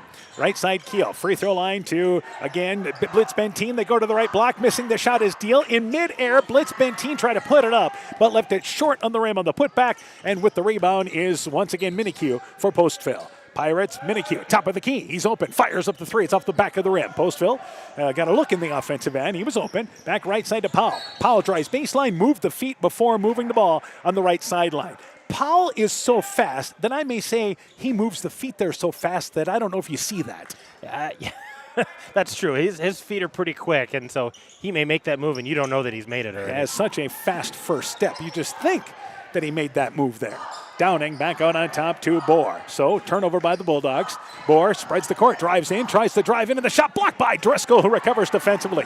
Blitz Bentine then try to lead it ahead, and they throw it away. They get it back to Bohr, who catches it and scores the layup. Pirates take advantage there of the Bulldogs' turnover in transition. Powell ahead of the pack, drives in, kicks it in the corner. Keel, right side for three, got it from the deep right corner. Again, they don't let you rest. Quickly in the offensive end, they lead 5-2. Yeah, just like that, they got up the court, could have taken the fast break, settled for a three. Minikue in the offensive end, tries to go right side and throws it away. Got caught in the air, nowhere to go. He's expecting Loera to cut to the basket. It did not happen, and the Pirates turn it over there as they did get it by pressure. Yeah, they beat the pressure that time, but then just need to settle down. Weather that storm, but get into the half court, run an offense, try to get a good shot. Postville, 2-3 zone. We see them set up defensively really for the first time. Driscoll, left sideline, reverses it right side to Keel. He's open, right wing for three. Got it! The pride of Ion hits the three from the wing. 8-2, Bulldogs the early lead. And here on full court pressure, timeout taken by Postville. So a couple of early threes by Keel puts the Bulldogs up 8-2. Let's take this timeout. Alpine Communications believes connected communities become thriving communities. We are the local telephone company that became a 21st century communications provider. Alpine provides internet, television, cellular security, and telephone too. We promise personal, timely, reliable service from people who live here. When you choose us, we all thrive. Connect with Alpine Communications today. Click alpinecom.net or call 563-245-4000. So that was a quick 30-second timeout, and this is what a lot of teams do to MFL MarMac. Anytime you see them in a run, and even if it's a short run, take a timeout because they feed on runs. They do. They feed on that. Their defense just fuels their offense, and pretty soon you're down by double figures. A lot of coaches, they put the magic number at 6. Inbounds to Downing. If they score 6 points in a row, take a timeout immediately. Downing picked away by Powell. He picked his pocket, steals it away. Powell drives in right side, reverses it on over to Blitz Benteen. And a good job by Postville getting back. But Keel's open left side. Another three. That one is long. Pushed it off the right side of the rim. Downing clears the rebound underneath. Check. Stops the dribble in the backcourt. Wisely waits for an experienced guard in Bohr to get the basketball. Right side to Minique. Minique here in the offensive end. You forget how young this Postville team is because Bohr and Downing have played for a couple of years, but they're just juniors. Left side, Downing on the left wing. Brings it back out on top. Again, they want to use shot clock. It's at 10. Back on over to Loera, but really yet to get into the offense. Right side to Minique, back out on top to Bohr. Shot clock's at 5. Still a good possession, but get a shot off. Bohr, crossover dribble, feeds it left side to Loera. He drives in, the shot, no good, but fouled on the drive in. As he gave a little pump fake, Loera draws the foul, and that is the best possession the Pirates can have in a ball game. That was a great possession. Ran the clock down. Absolutely. Got a shot, got a foul, going to get some free throws without the clock moving. Excellent in the front court there by the Pirates. Got the shot off in time. The shot clock winding down. Free throw good by Loera. But you can see they're trying to spread out MFL MarMac. They are. Spread them out, take care of the basketball, strong with the basketball, but then look for a shot when we get under 10. Second free throw by Loera. That one's off the back of the rim. It is no good. It's 8-3. Bulldogs in the lead, 3 minutes in. Keel, right side, wide open. Driscoll fires up the three. Got it a step behind the arc. 22 feet away. And again, you can't blink an eye. It's 11-3. Minique knocked away by Powell. He was fronting him like a linebacker on defense. Powell drives in, misses the layup, but there's Deal. He misses the layup to the left side. Blitz Benteen the rebound. Third time is not a charm. He leaves it off the front of the rim, but fouled on the putback attempt. And the athleticism of MFL MarMac gets them 3-4 opportunities at the glass. Oh, those second chance opportunities are huge. You know, when you don't shoot it well or you're around the basket or under the basket, having those guys crashing the boards and giving you those second chance opportunities are huge, and Postville's got to take care of that. Free throw by Blitz Benteen. It is short. The Bulldogs have balanced scoring. Driscoll at 21, but Powell's at 12. Blitz Benteen 11.5. Parker Keel nearly 10. 9.8. Hunter Meyer not playing tonight, averages over 6 a game. Free throw, it's off the front of the rim. Blitz Benteen missed them both. Blitz Benteen, by the way, usually a pretty good free throw shooter at 78%, but he missed them both. Loera back in the offensive end. Tried to go left side. The pass errant as he was trying to go to check, but threw it behind him out of bounds as they pushed it into the offensive end. Pirates turn it over. And went a little fast there. I know Postville thought maybe they had an opening for a little bit of fast break, get by on the defense, but just pushing it a little too much. I think they need to slow this down. Minique leads Postville offensively at 11 points a ball game with Cade Downing at over 10.5. Downing averages 7 rebounds as well. Offensively, here's Keel, has a lane to the basket, swoops in, facing it, flips it up with the left hand from 5 feet away on the drive in. They lead by 10 as we approach the halfway point of our opening quarter. Bohr, right side, tried to go to Loera, deflected out of there by Blitz Benteen. So MFL MarMac leads by 10, establishing what they want to do early. Yeah, but it's not a blitz like we thought maybe they would do. You know, when they come out at you and put up 10 points instantly. Postville's been doing a nice job of weathering this storm and kind of forcing MFL to play some half-court defense here. Downing, right side offensively. Bohr finds himself free. Nice drop step move to the left. Uses that left hand, banks it up and in. Good entry pass by Downing to Bohr. But back ahead of the pack is Powell. Drives in, misses the layup. Tried to flip it up with the right hand from the left side and left it short. Not so sure if he had a chance to regroup there, but did not. And the ball goes back to Postville. Back over Downing. Downing guarded by Deal. Deal drives in. Downing actually drives in. Shot blocked by Driscoll. Here's the Bulldogs. Fast break ahead of the pack is Powell. Powell flips it up with the right hand there in an easy transition opportunity. Bulldogs go back up by 10. Inbounds the ball there, not inbounded yet. It's finally picked up by Powell, back to Bohr. Bohr inbounds it then to Minique. Minique in the backcourt. Again, the Bulldogs switch all the time in any type of screen. They've got that athleticism to do that. And in the backcourt, there is a timeout taken by Postville because a 10-second violation was coming. So they take a timeout to avoid the turnover. Bulldogs the lead by 10 early. Let's take this break. Hey, Justin Birdnow here from Birdnow Chevrolet in Monona. I want to take a moment to wish all the local athletes good luck during their game. You have worked incredibly hard and it shows during each game. Myself and the entire Birdnow Chevrolet Monona team is wishing you all that you do your best and good luck. So a very quick timeout by Postville. They have now used 2. That was the 30-second variety, and a good job by Coach Nessa because they had no chance of beating the 10-second violation. Yeah, he didn't want to give another turnover there back to the Bulldogs because they've been thriving off of this, and it kind of fuels their offense. Let's make them reset, try to get it up the court, use that shot clock, get a good look in the front court. And again, the Bulldogs, full court press. They'll do a little trapping out of it, but for the most part, they're just going to man you up. It's a man up, you bet. And the pass and the inbounds thrown right to Powell. Powell kicks it right side. Driscoll right side for 3. Got it.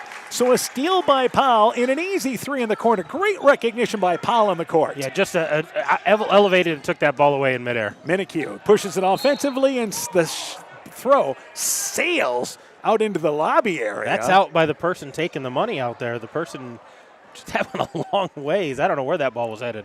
I don't know if they're still taking money at this point, but could have been some trouble there. But that ball just sailed on Minique. Turnover nonetheless. It was quickly brought back into play. Powell in the offensive end. Postville has switched up defensively to a 1-2-2. Blitz Benteen, right side to Keel. He's open, right wing for 3. Steps into it. It's off the back of the rim. Driscoll gets the rebound, feeds it back, middle of the lane to Keel. They've got 3 Bulldogs in the lane. Powell left side launches up the 3. Flat off the back of the rim. And a nice seal out by Downing there, denying the Bulldogs another offensive rebound. Downing dribbling through pressure. Kicks it in the corner. Bohr, deep left corner for 3. Hit the side of the backboard, but gets his own rebound. Flips it back to Downing. Downing stripped by Driscoll in the middle of the lane. Driscoll leads the fast break. Goes by Minique. Uses the right hand from the left side. Pretty layup there, and they lead by 15. And here is Loera trying to dribble through pressure. Forget about it. Powell behind the back dribble. Then a little spin move as he lays it up with the right hand. And just like that, 17. And here's another run.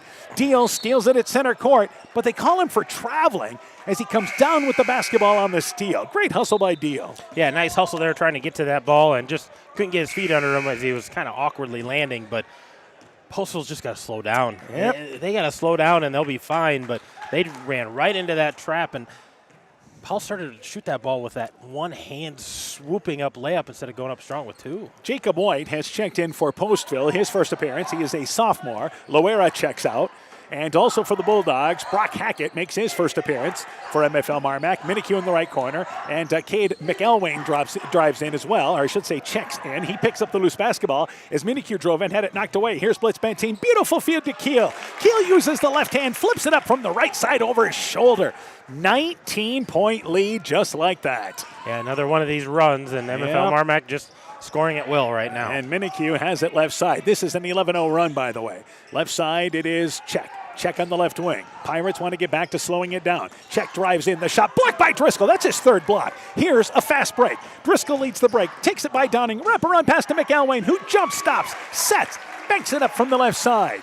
It is now a 13-0 run, and they lead by 21. Yeah, just like that, it looks like it's out of hand. Backcourt area, Minique. Left side to Bohr. Bohr settling him down here in the half court, but stops the dribble on top and needs somebody to come help him out. Right side, Jacobs. Jacobs drives baseline, cut off by Driscoll, back over to Bohr, who drives in and scores the layup facing the basket. Bohr with the backdoor cut. So when they've gotten into their lineup, a couple of times they've been able to get into the lane. Yeah, got to the lane that time. Nice return pass there from number 11, Jacob White, and Bohr finishes strong, gets the foul, gets a free throw here. Substitution. Deal will come back in as Keel checks out. Blitz Benteen will check out of the ball game and into the ball game for them as well. Number 10, that's Brock Hackett. Yeah, well, Hackett checked in earlier. So actually this will bring in Powell back into the game. Okay. Free throw off the side of the rim. McElwain was in earlier there, so they just 2 in, 2 out. Rebound by McElwain, left side to Powell. Powell in the lane to Deal on the right block. Covered by Downing, steps away, reverses it left side to Driscoll. He's open left side for 3 off the side of the rim. McElwain taps out the rebound to himself, saves it back to Powell. Back in the lane to Driscoll. Driscoll pulls it back out on top. Didn't see anything he likes there. In the lane, Deal. Deal spins, a little one-handed push shot. Banked it short, 8 feet away. Loose ball goes through the hands of Minikue. Picked up by Driscoll. He drives in. The shot no good, but fouled by Loera, who just came into the ball game. And Driscoll able to do what he wanted to do anytime around the lane there, inside the lane. Had that nice entry pass to Deal and not able to finish that, but then the ball kind of came off to the left side, and Postville not quick about securing that rebound. And Driscoll just runs it down, knocks it away, goes to the basket, and getting to the free throw line. Driscoll, a great free throw shooter at 34 of 40 on the season at 85%. As a team, MFL MarMac the best in the conference at nearly 70%. Second free throw by Driscoll. It is good. They lead by 21. By the way, I said Northland beat Edco 77-14. That wasn't the final. That was the third quarter score. Oh, my. It ended up 107-25. In the lane, Bohr on top to Downing. 18 seconds to go. They can work for the last shot. Bohr finds himself free, floats it up with the right hand, leaves it short. Bohr, good follow-up, gets his own rebound, then has it knocked away with 11.2 seconds to go here in our opening quarter. So, the Pirates can still work for one. So yeah, and I think they will here. They're going to be patient on the offensive end. Left side, Minikue in the deep left corner. Drives baseline as he's guarded by Powell. 7 seconds to go. Might want to show a little urgency here. Back over to Downing. 3 seconds to go. Downing is going to take a shot from just inside half court. Wedged it short between the rim and backboard. Did not get the kind roll. And the opening quarter comes to an end. Bulldogs start they were looking for, leading by 21 at the end of one. Let's take this break. Mom, yeah, put that on my to-do list. There is more and more on my to-do list every day. I can hardly keep up, and I have to make sure everyone is paid. But who has time for the bills? You know who can help with that? Who? Alcator Tax and Bookkeeping. They not only do taxes, but specialize in bookkeeping services as well. Has your to-do list gotten too long? Want help? Give Alcator Tax and Bookkeeping a call at 563-245-2154. Pirate Bulldog Basketball is brought to you in part by Postville Veterinary Clinic, Garden View Place in Monona, Vorwald Enterprises Inc. in Monona, Ashbecker Building Supplies in Rossville, Canucco Floor Covering in Monona, Norby's Farm Fleet in Northeast Iowa, Guttenberg Municipal Hospital and Clinic. Check out career opportunities at guttenberghospital.org. RGK Portable Building, serving Northeast Iowa and Southwest Wisconsin, and Furniture Showcase in Allwine, lighting showroom, flooring, furniture, and window treatments. Needless to say, pace of the game to MFL MarMac's liking, leading 28-7 in the opening quarter. Yeah, and they're shooting well. 4 of 8 behind the arc, 7 of 13 inside. Only 2 of 4 from the free throw line, so something that they can work on there.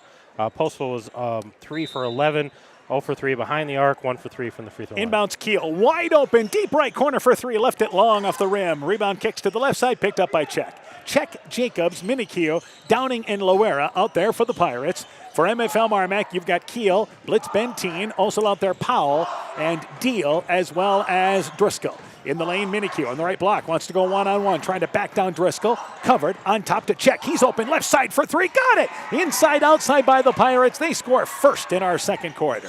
That's a good sign. And here's Blitz Benteen ahead of the pack, scores the layup. Driscoll, great recognition. Pirates don't get back and give up an easy layup. Full court pressure again, inbounds to Jacobs. Jacobs in the backcourt, brings it right sideline. Double team, trying to step through it, loses it, picked up by Keel, feeds it back to Blitz Benteen. He scores the right-handed layup. Jacobs dribbled right into trouble. Yeah, Jacob White just not able to handle that basketball, double teamed, and came up empty. And offensively, in the offensive end, it is Jacob White. You're correct. Right side, that's Check. Right corner for 3, left it short. Check is their leading three-point shooter, by the way. Not bad at all this year at 38%. Deal on top, Blitz Benteen. Top of the key to Keel. Keel right side to Driscoll on the right wing. Left side to Powell. Powell deep left corner for 3. Got it from the left side. Now Powell's three-point shot has been inconsistent at best, but that was a nice set in an open shot there. Yeah, nice open look on the reversal and knocks it down. And backcourt area, Minikue, and his body there by Powell, who tried to turn him with his hands, almost like he was covering him as a linebacker in the slot. Yeah, just like, all right, you're going to go over here. Let's adjust you a little bit. And official right on top of that, call the hand check. And, even in the hand, you can't even do that in the NBA anymore. Driscoll checks out. Hackett comes back in for the Bulldogs, leading by 25. The defense has had no let-up as they are in control. White double teamed, has it knocked away by Keel, picked up by Powell. Here's another fast break. Powell drives in, swoops by White, flips it up from the right side, and that's pretty. 37-10 as he got some spacing there, and another fast break. Lower left side, they beat the pressure. Check, misses the shot, but there's Bohr for the rebound from the right side. Bohr, who's grown about 1.5 feet, I swear, from last year. He grows every year. And just able to just tip it up over the right side of the rim. A nice defense there by Czech on the end pass up the court. Tips it away. MFL will take it over on their right side of the Bulldogs on the far sideline in front of the stage area with Powell in front of the drum kit. Inbounds, they kick it in the corner. Blitz Benteen wide open, right side for three. Cupped off the back of the rim. It is no good. Downing gets the rebound ahead to Bohr. Bohr, Euro step, swoops in with the right hand, but too strong. Again, just not full 100% on that right hand, but that was a strong move. Powell, crossover dribble, flips it around to Keel. Flips it up with one hand from the left side, no good. They come up empty as Powell got into the lane, made a nice flip to the left side. Yeah, a lot of misdirection there, and Powell had a nice assist. Parker Keel just able to finish that. Downing, pressured by Deal in the offensive end. Pirates have done some good things when they've gotten it into the offensive end. Loera has it right side. Top of the key, back left wing area to Downing. Downing, left side. Use the shot clock here as it's down to 10. Trying to get Bohr. He's guarded by Hackett. He's got a size advantage. Kicks it on over to Czech. Czech just off the top of the key. Shot clock's at 4. White has it. Back to Czech. It's knocked out of there. Loose ball picked up by Czech. They do not get a shot off. So a positive possession despite the fact you didn't get the shot off there because you were able to at least run your offense for 30 seconds of that. They did. They ran a good offense there. Again, would have liked to finish it with at least a shot attempt, but it wasn't a quick turnover or a run out for the Bulldogs. Downing and White check out for the Pirates. Minikue comes back in, and number 14 in for his first appearance, Musab Hashi. His first appearance, 5-minute mark of our first half. Bulldogs lead by 25. A 1-2-2 now for Postville. High post area with Meany. Meany left side to Hackett. Catches it in the air. Banks it up and in. Nice entry pass from number 14, Landon Meany. Their 6'5" sophomore who just came into the ball game. Bulldogs lead by 27. Yeah, definitely in control here, but Postville continuing to attack. Bohr drives in, reach in foul by the Bulldogs. This happened on the floor on the drive in, and the foul is on Powell. Powell got him with the body. Fourth team foul committed by the Bulldogs. Postville's only committed 2. Been well regarded, played in that regard. Yeah, very cleanly played. Off the left side of the basket, Bohr inbounds. Check, rolls right to the basket. Little post-up shot, up and in. Foul, count the basket. 3-point opportunity for Harley Check, who made a nice move to the left side of the lane. Yeah, set the screen for the guy coming across the lane, and then Harley Check just kind of rolled off that to the middle of the lane. Wide open, found himself open, puts it up. Gets the basket, a little contact after that. And here's a technical on Blitz Benteen. Blitz Benteen did not think he committed a foul there. And at first he didn't realize that he committed the foul, but he must have said something because our back official, Ryan Johnson, right on top of it there, and he immediately issued the technical. Yeah, right on top of that. So Harley Check here is going to get his one free throw for the 3-point play there. Then we're going to shoot 2 for the, they're going to shoot the technical first. Yes, so they're going to talk this over here. Nope. One shot for Check. Let's let him shoot the 3-point play first. And then Minikue will likely shoot the technicals. So the free throw on its way by Check. It is no good. It is off the left. So Minikue shoots the free throws. He's in the ballgame right now. Normally I think you'd have Downing because Downing's a 60% free throw shooter. And actually Minicue's about the same. Yeah. Minikue just a little over 60%. So one or the other, but Minikue will shoot the technicals. Free throw there, it is good. 39-15. This is a 2-shot technical, and it is a 24-point lead. Well, maybe Postville can use this to kind of get a bit of a run going. Maybe some motivation, and I think it's 100% something that was said. I don't think it was any ill intent or anything else. I think it was just Blitz Benteen saying something, and the official right there to hear whatever it was he said. And this also, remember, results in the Pirates getting the basketball as well. Yeah, that's a positive for them. They can run, a good shot clock possession here, try to get a good look. And immediately Blitz Benteen was taken out of the ball game, and he headed over to the bench, realizing that, he's going to be replaced. Keel checked in for him. 4.5 left in our third quarter. 23-point lead. In the lane they try to go to Minikue. Deflected by Hackett. Picked up by Bohr. Nice bounce pass to Downing. Downing the shot. Blocked by Meany, who didn't fall for the pump fake initially. They get it ahead to Keel. Keel drives in. Left-handed layup. No good, but fouled on the drive in. He was contested by Check. Keel was lead on that break. He'll go to the free throw line for 2. Yeah, nice run out there by the Bulldogs after the block, and Downing gave a good pump fake there, but nobody fell for it. He gets blocked, and out they go. Bulldogs run the court. Boys score. North Fayette Valley leads Key High 16-14 at the end of 1. Not sure we had passed that along yet. Free throw by Keel. It is good. Bulldogs lead by 24 right now at 40-16. Our girls game had a moving clock. The first basket into the third quarter. Bulldog boys threatening to do the same. Second free throw rattled around, got it to stay down, and it's a 25-point lead. and inbounds to Minikue. So again, you've got Hackett, some subs, 2 subs in the game anyway, with Meany for MFL MarMac. Minikue, left side, knocked away by Keel. Here's a steal. Keel tiptoed the sideline. Oh, he stepped out of bounds in front of the stage area on that far sideline. Keel had the steal there, just ran out of room. Pirates taken out at center court. Yeah, nice poke away there by Keel, and he's trying to tiptoe that sideline, just not able to do that. Inbounds to Bohr. He's now guarded by Driscoll, and back out on top to Check. Again, the Bulldogs will switch on every pick. They've got the athletes to do that. Check looking back door, trying to get a cutter, trying to go back out on top to Minikue, throws it in front of Minikue, and out of bounds on the sideline area there by the stage area. So it thought that maybe Minikue was leading the other way, but overshot him. And that's a frustration, I'm sure, for Coach Nessa. They want to run this clock and try to get a good look. Keel, absolutely wide open right corner for 3 and nailed it. They didn't recognize the shooter in the corner. And here's Bohr ahead of the pack. Jump stops, then spins, uses the left hand, banks it up and in. So the Pirates didn't recognize the shooter on one end. Bulldogs didn't get back defensively on the other. Here's Keel, nearly the same spot. Right side for 3, no good. Driscoll the rebound, but could not bring it down as he had high hops off the right side. Lost it out of bounds, stays down, actually goes back to the Pirates off the Bulldogs' hands. And Jacob White going to check back in. Harley Check is checking out for the Pirates. 3.5 left in our first half. Bulldogs in control by 26. White double team, but able to go to Bohr on the right sideline, near sideline. Back out on top to Minikue. Postville again trying to spread the court, get some backdoor cutters. We've seen some positive things in that regard. Minikue drives between 2 defenders, contested shot, gets his own rebound, floats it long, and the putback shot no good, but fouled by Powell on the putback attempt. So that will put Minikue to the free throw line. But Minikue got into the lane, then did a great job following up a shot. Yeah, he did. That ball came off kind of hard off the back of the iron, and Minikue right there grabs it, goes right back up with it, and a lot of hands flying. One of them caught a piece of the arm. That's the 7th team foul on MFL MarMac as the free throw by Minikue is good. Powell will have to check out. I believe that's his 2nd foul. Probably. McElwain comes back into the game for the Bulldogs. Hashi checks out for the Pirates. He was in momentarily. Loera back in. 2nd free throw by Minikue. It is good. 44-20 is our score. Bulldogs in the lead, back offensively now. They try to go to Meany. Keel did. Deflected out of there by the hands of Downing, and the Pirates turn him over. 3-minute mark of our first half.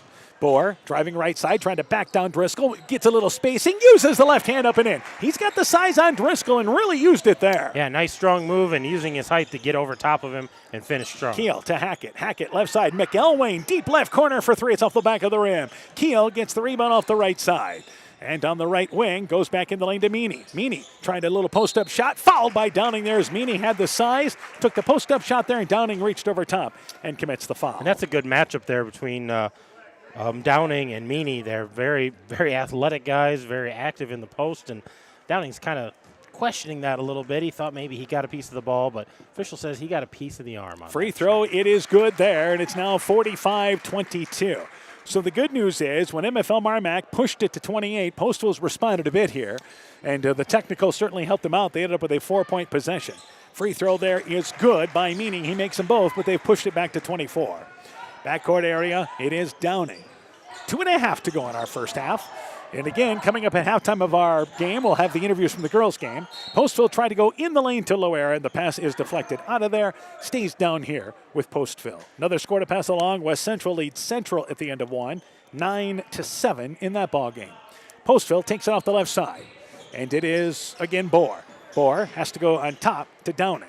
Downing by the volleyball line to get him into the offense. And Downing wants to go one-on-one, guarded by Hackett. But a good job by Hackett, denying him the drive. Oh, here's White. He's open inside the lane. Right side to Bohr. Bohr's contested shot blocked by Driscoll. Got a piece of it there. McElwain got the rebound. Driscoll timed that well. Driscoll throws it up in the air to Meany, who catches it in the midair. Tries to float it up there, but he was drifting to the left. Left the shot short on the alley-oop. Yeah, just all of his momentum pulling him away from the hoop, and had to do that all with his arms. Loera on top to Jacob White. 2-minute mark of our first half. White drives in, double pump leaner, bodied on the drive in, and I'm not sure who the foul's on. Hackett blocked the shot, and let's see who the foul's on. Foul is on actually Hackett with the body. So it will put White to the free throw line for 2. Yeah, Jacob White going to go to the free throw line, the sophomore here. getting some time in this game, and nice drive to the basket. Not able to quite finish it. I think Coach Detmar would tell you our half-court defense could be a little better. As White's free throw is off the back of the rim. Maybe a little cleaner, Yeah. maybe a little more intense than it has been. Another score to pass along at the end of one. Turkey Valley leads Clayton Ridge 9-7. Actually, Turkey Valley, yes, leads Clayton Ridge 9-7. So same 9-7 scores with Central and West Central and Turkey Valley and Clayton Ridge. Second free throw good, 1 of 2. But it is West Central leading Central by a bucket and Turkey Valley leading Clayton Ridge by a bucket. Meanwhile, back in the offensive end, Bulldogs in control. 23-point lead. Right side deal. Deep right corner. He's open for three. It's off the back of the rim. McElwain skies, gets the rebound off the left side. And McElwain goes back out on top to Driscoll. Driscoll, left side against that zone, has to back it away. Now brings it left side, feeds it right wing to Keel. Keel puts it on the floor, got a lane to the basket, flips it with the left hand from the right side, no good. Meany the rebound, banks it up and in. Meany again, he gives him some legitimate size at 6'5", puts him up by 25. Height and length. He's got those long arms, able to reach down that rebound. Or back out on top to Minikue. Bulldogs in control, but the Pirates here are not going to be 35-pointed in the first half. So it looked in danger of that earlier in this quarter. So they've regrouped a little bit. Better flow offensively. Shot clock's at 15. Here's an example. They've been able to run their offense a bit.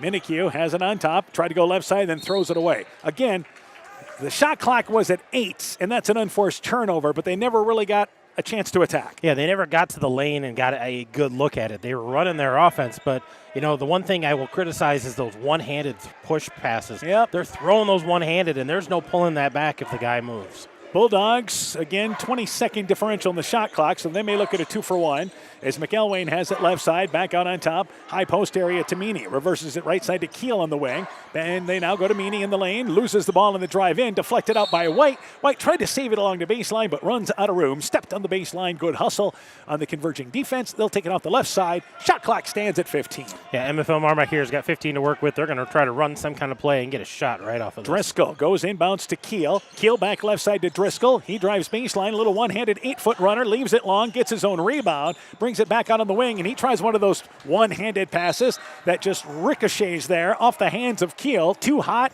to handle, and they turn it over. Always, everybody wants to be pretty, don't they? One-handed throw, and it's like, if the guy moves, if something happens, you can't bring that one-handed back. Do we teach two-handed chest passes anymore? I don't know. Everybody wants to throw the pretty one. Used to be the cardinal sin to do anything but that. Inbounds to Downing.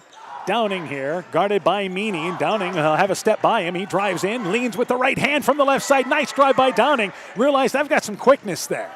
They've put up 25 points in the first half. This is a positive for the Pirates. Yeah, they've been playing well when they've run their offensive set. Meany at the free throw line. 15-footer nails it with 10 seconds to go. So they've doubled him up here. And ahead of the pack is Bohr. Nobody back for MFL MarMac. Bohr scores the layup. They get an inbounds to Driscoll. Driscoll half court, pushes the shot up there, banks to the left. It is no good. The first half comes to an end. Postville only scored 33 against MFL MarMac the last meeting. They're down by 23, but they've put up 27 points. MFL MarMac 50, Postville 27. We're at the half. When we return, interviews from the girls' game. You're listening to high school basketball from KCTN Sports.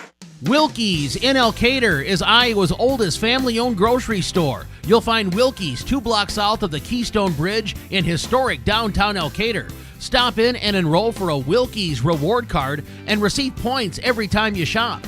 Then, log on to their website at wilkiesgrocery.com to view the weekly specials, check out your reward points, make out a shopping list, and more. Wilkie's in Elkader, open Monday through Saturday from 8 a.m. till 8 p.m. Pirate Bulldog Basketball is brought to you in part by Bacon Concrete in Postville, Bruins and James Insurance, your Grinnell Mutual agent in Monona, Ems Machine and Manufacturing in Monona, Sincerely Yours Interiors by K in Monona, the Luena Savings Bank, member FDIC, Rivals Inc., custom gear, screen printing, embroidery, and online shopping at rivalsinc.com, Growl Logs and Lumber in Elkader, Timber is a Crop, Harvest Wisely, and by Culligan Water Conditioning in Elkader. Welcome back once again to Monona. Bulldog boys lead 50-27 at the half. Earlier tonight, Postville girls dropping a decision to MFL MarMac, 71-16. We're joined by Postville girls basketball coach Andy Deering. Coach, I got to be honest, we look like a tired team tonight. Yes, I agree with that. You know, that their legs, last night were a lot better. We put up 46 points. We moved a lot better. tonight we just, yes, like you said, I think their legs are catching up to them, playing back to back to back. And that's not going to get any better because next week's the same type of deal, and we got to move to Friday and Saturday games yet this week. Yeah, so I mean, this is what it's going to be, and I think this is what it is about you guys now, because you had taken some steps forward, heading, it looked like in the right direction, but I think you look at this as a step back tonight. Absolutely, yes, we did, and that's what I told the girls. And overall, I just said, effort was probably the worst thing that I saw, and they can do better than that, and they know that. But that's something that you can always control. Even if you're tired, you can still be giving it your all. And then, with their tiredness, the mental mistakes fell into play because, they're tired, they're wore down. Then they're making bad decisions, bad passes, and not taking care of the ball. And just too many layups given up. Yes, that's Cleve said the same thing. 90% of their baskets were layups, fast break layups, and we weren't even getting back on defense. That's something that's got to change. Somebody's got to be sprinting back to stop the ball. So Friday night's game against North Fayette Valley, I don't think you worry about anything else there, turnovers, shooting, or anything like that. Isn't it all about effort? It is. I think you're going to find out about your team. Absolutely, that's what it is, and they got to dig deep and find it in their guts to push forward and want to play that game, even when their legs are tired. I know you only had 3 girls in the scoring column tonight. Sarah Mose led you with 9 points, and it was just a tough night offensively. The good news is Emily Timp had, I think, 6 positive points for you as well. Yep, good, and that's what we wanted. I'm like, girls, them posts are in there working. Get them the ball. Well, that's where we were struggling to get the ball inside and allowing them to score when they had the opportunity. All right, Coach. Good luck. We'll talk to you Friday night there, and I think we'll see a different team. Good luck to you guys. Thank you. Postville basketball coach Andy Deering talking things over about his Pirate team as they dropped that decision tonight earlier, 71-16. A quick break. We'll be joined by Bulldog basketball coach Jason Winter, girls coach, when we continue after this. While out and about, don't find yourself stuck at the side of the road. At Edgewood Auto and Tire, our trained technicians work on all autos, trucks, semis, and heavy duties. We offer premier alignment service and DOT inspections and carry all major lines of tires. Call or ask about our current tire rebates. If you're in a bind and need a tow, give Edgewood Auto and Tire a call at 563-928-7333. Available 24 hours a day, 7 days a week. We offer a mobile tire repair service to get you back up and going, either on your farm or on the road.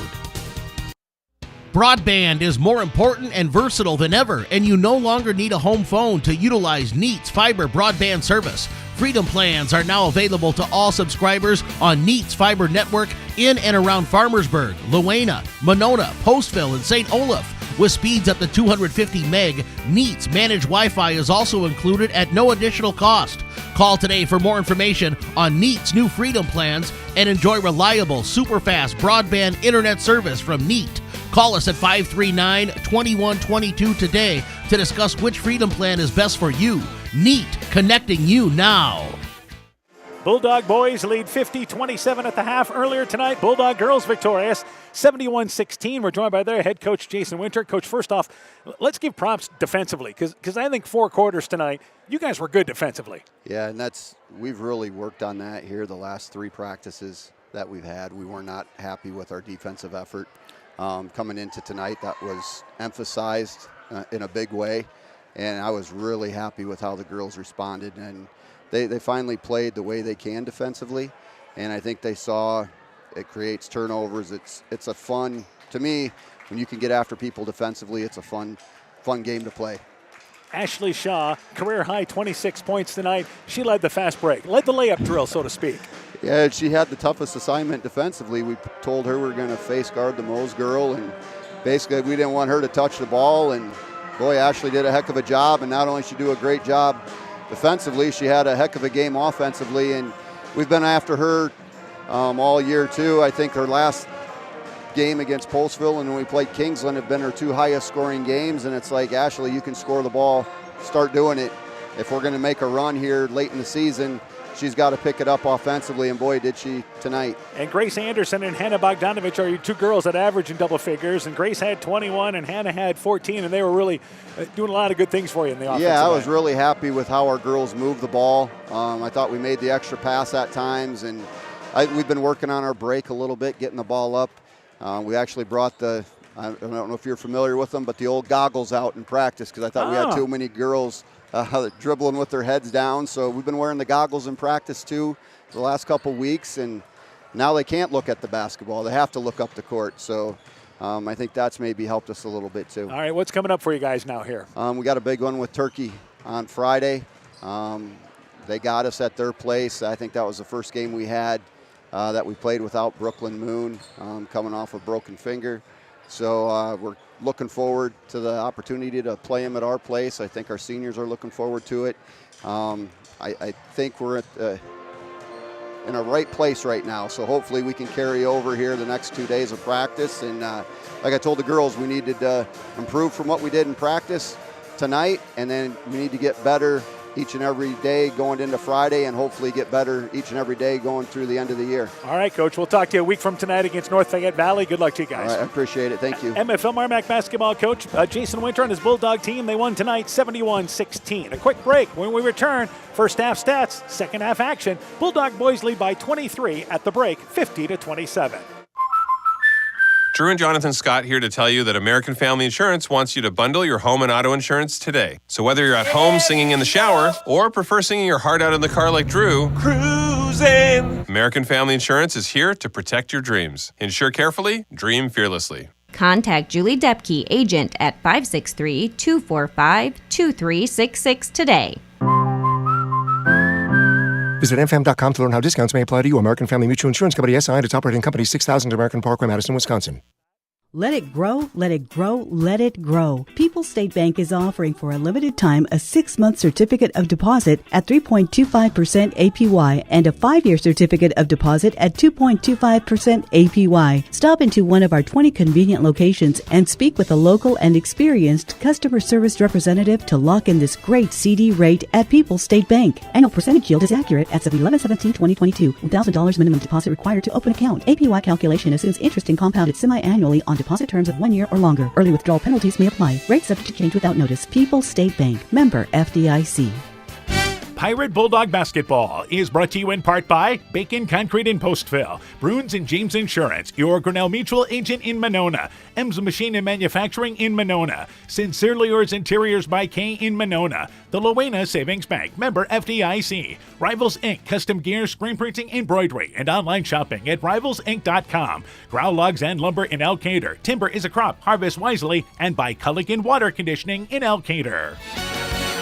Bulldogs lead 50-27 at the half. Coach Hammond, let's go through the individual totals. For the Bulldogs, they're led by Parker Keogh with 15. 10 points for Driscoll, 9 points for Powell, 6 points for Blitz Benteen, 6 points for Meany, 2 points for McElwain, 2 points for Brock Hackett. 50 points there in the first half. They shot 50%, 6 of 15 behind the arc, 6 of 8 from the free throw line. For the Pirates, they're led by Kobe Bohr with 14 points, Harley Check with 5, Minikue with 4, Kate Downing with 2, 1 point for Jacob White, 1 point for Giovanni Luera, 27 points, shooting 39%, only 1 of 5 behind the arc, 6 of 10 from the free throw line. All right, here's the boys' finals. North Lynn beat Edco 107-25. East Buchanan over Starmont 68-41. Those are finals. Central leads West Central at the half 24-16. North Fayette Valley leads Keyhigh at the half 26-25. And again, Turkey Valley leading Clayton Ridge at the end of one, 9-7. Pirates put up 20 in the second quarter. They have the basketball to start the second half. And it will be Bohr along with Loera. Minikue, check as Loera spins, a little 5-foot leaner, closer to 8 feet right side, missed it. Meany gets the rebound. So it is Downing, Loera, check, Minikue, and Bohr out there for Postville. For the Bulldogs, they try to go in the lane to Blitz Benteen, deflected out of there, picks it up, saves it back to Powell, little one-handed leaner, banks it strong. Blitz Benteen loses the rebound, picked up by Meany, scores it from the left side. Landon Meany starts the second half. Keel, Driscoll, Blitz Benteen, and Powell. Bulldogs lead by 25. Their biggest lead in the first half was 28. Yeah, they kind of let the Pirates back in it there at the end of that second quarter. They scored a lot of points. So look to Bulldogs turn up the pressure defensively. If you're Postville, continue to be patient on offense. You're not worried about the score. Bohr, they look back door. It's knocked away by Blitz Benteen. And the ball knocked away out of bounds along the baseline. Good fronting defense by Blitz Benteen. And the Pirates will take it off the right side of the basket. Yeah, Pirates look to work the clock here. They're going to have 13 left on that shot clock. Right side to Bohr, guarded by Keel. Baseline pulls up, 15-footers off the back of the rim. It is no good. Blitz Benteen gets the rebound, leads the break, takes it the length of the court, swoops in, up with the right hand, strong. Blitz Benteen beat everybody down the court. Bulldogs doubling up the Pirates right now. And nice coast to coast there. Here's Parker Keel going to take one away. And then throws it off the back of Minikue. However, it came back to hit Keel out of bounds, I think. And it's going to go back to Postville. That was great hustle by Keel. Great hustle, and he threw it off a Minikue. But then it hit him while he was still in the air out of bounds. So they'll take it off in front of the drum kit. The Pirates will, in front of the stage area. A minute into our third quarter. And here is a turnover. Pass to Loera. Just didn't see it coming. Powell drives in, scores the layup. Blitz Benteen there. Thought the ball slipped out. I'll tip it in, but it did not.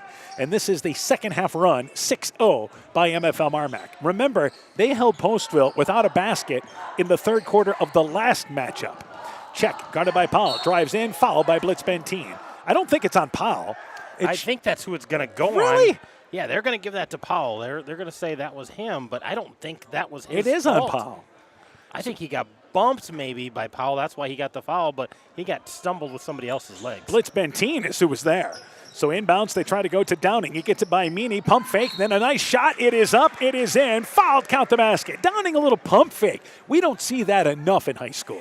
He did a great job in the first half. So did Kobe Bohr of giving those pump fakes, then going up strong. Another case there. Good pump fake. Gets the basket. Gets the free throw. What you want to do when you play MFL MarMac is, if you can, make it a half-court game and make them play half-court defense. Well, and use their aggressiveness against them. They overplay passing lanes. Give those pump fakes. Give those ball fakes. Free throw is good. Blitz Benteen gets it at the right elbow. Baseline to Meany. Wide open. 10-foot baseline shot. It's off the back of the rim. Keel. Nobody boxing him out. Missed the putback. Another try. Plays Annie over. Here's Meany bouncing it to the other side. And he missed it. Blitz Benteen the rebound and fouled on the third or fourth attempt.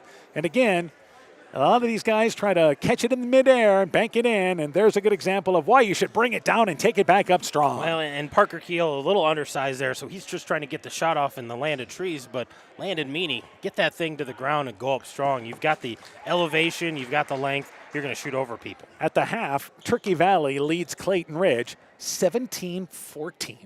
Free throw, by the way, good by Blitz Benteen. So that is a defensive ball game without a doubt. Free throw on its way there, and that free throw is good. Blitz Benteen makes them both.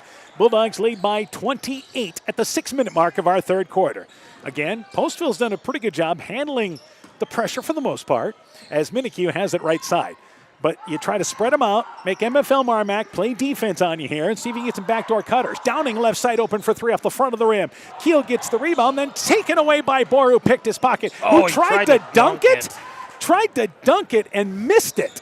Powell back in the offensive end. Right side to Keel. He steps into a three. Right side, got it. A three back in transition. First off, let's give props to Bohr getting up that high. But I think with that right wrist, that's why that doesn't go down. And I'm not so sure that's why I don't try it. Yeah, I was surprised that he tried to dunk that in the first place. Right side, here's Bohr. Deep right corner for three. Got it from the right corner. Again with his left hand. And it's 61-33. Ahead of the pack, and MFL MarMac sloppy. Driscoll tries a pretty pass ahead to Keel, but overshot him. Had the right idea, but floated the pass too high, and the Bulldogs turn it over in transition. I'm still impressed by that. With Kobe Bohr trying to dunk that with his left hand. Offensively, it is again with Bohr. And back over to Bohr on the right side from Minikue, rather. And Minikue looks to go off a pick. Postville's had some positive possessions. Bohr, right side, wants to go one-on-one, pulls up, takes a 15-footer, leaves it short from the left side. And here back in the offensive end is Blitz Benteen.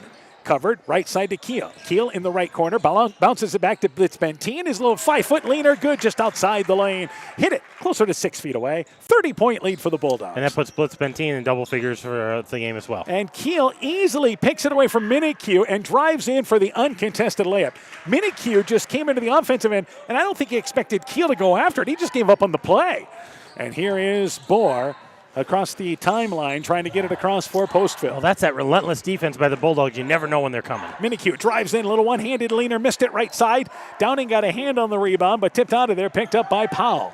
Bulldogs lead by 32. Powell right side to Driscoll. Here's Keel, right side for three. Partially blocked by Check. Shot no good. And the rebound pulled down underneath the basket by Bohr for Postville. What a difference Bohr makes back to this team. He does. He just brings a lot of weapons to this team. Downing takes a contested shot as he drives in the lane. A reach-in foul committed on the floor. Driscoll, the reach-in foul. Now, they're going to call that a jump ball. Oh, they said wow. he was on top of that ball, and Downing's frustrated by that. But that's a jump ball. The official said he got a piece of that. We're going to give the ball to the Bulldog. Minikue checks out. Jacob White checks back in for the Pirates halfway through the third quarter. If you are Postville, again, you don't want to be 35-pointed here, even though midway in the third quarter you're down by 32.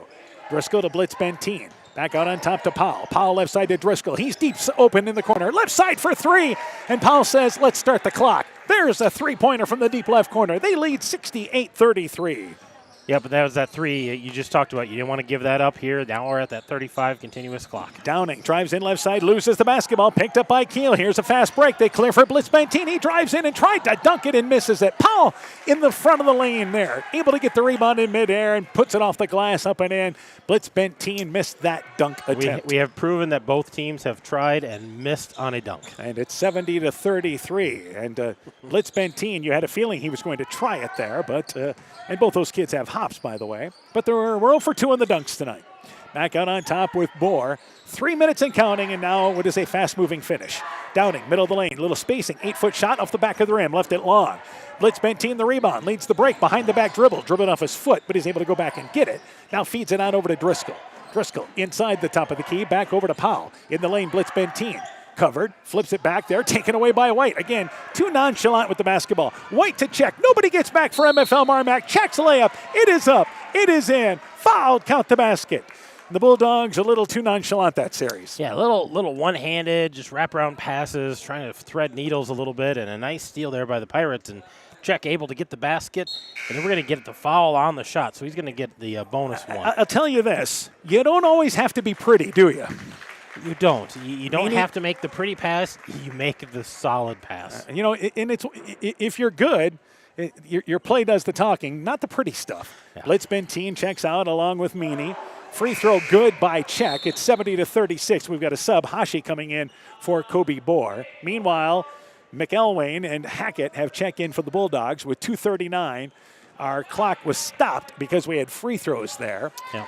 3 team fouls on MFL MarMac. Bulldogs, to be honest with you, I don't think have been sharp tonight, but here they lead by 34. Right, we're criticizing them, and they're leading by a lot. Powell back out on top to Blitz Benteen to Hackett. Hackett drives left side, little 8-foot leaner, missed it. Rebound, the ball spun around and got it to go down somehow. I was watching Powell trying to go in and get the rebound, but Hackett, it just had that backspin roll and stayed down. Hackett with that nice roll. Back offensively to White. So it's 72-36. MFL MarMac in the lead. Check, right side, covered by Powell.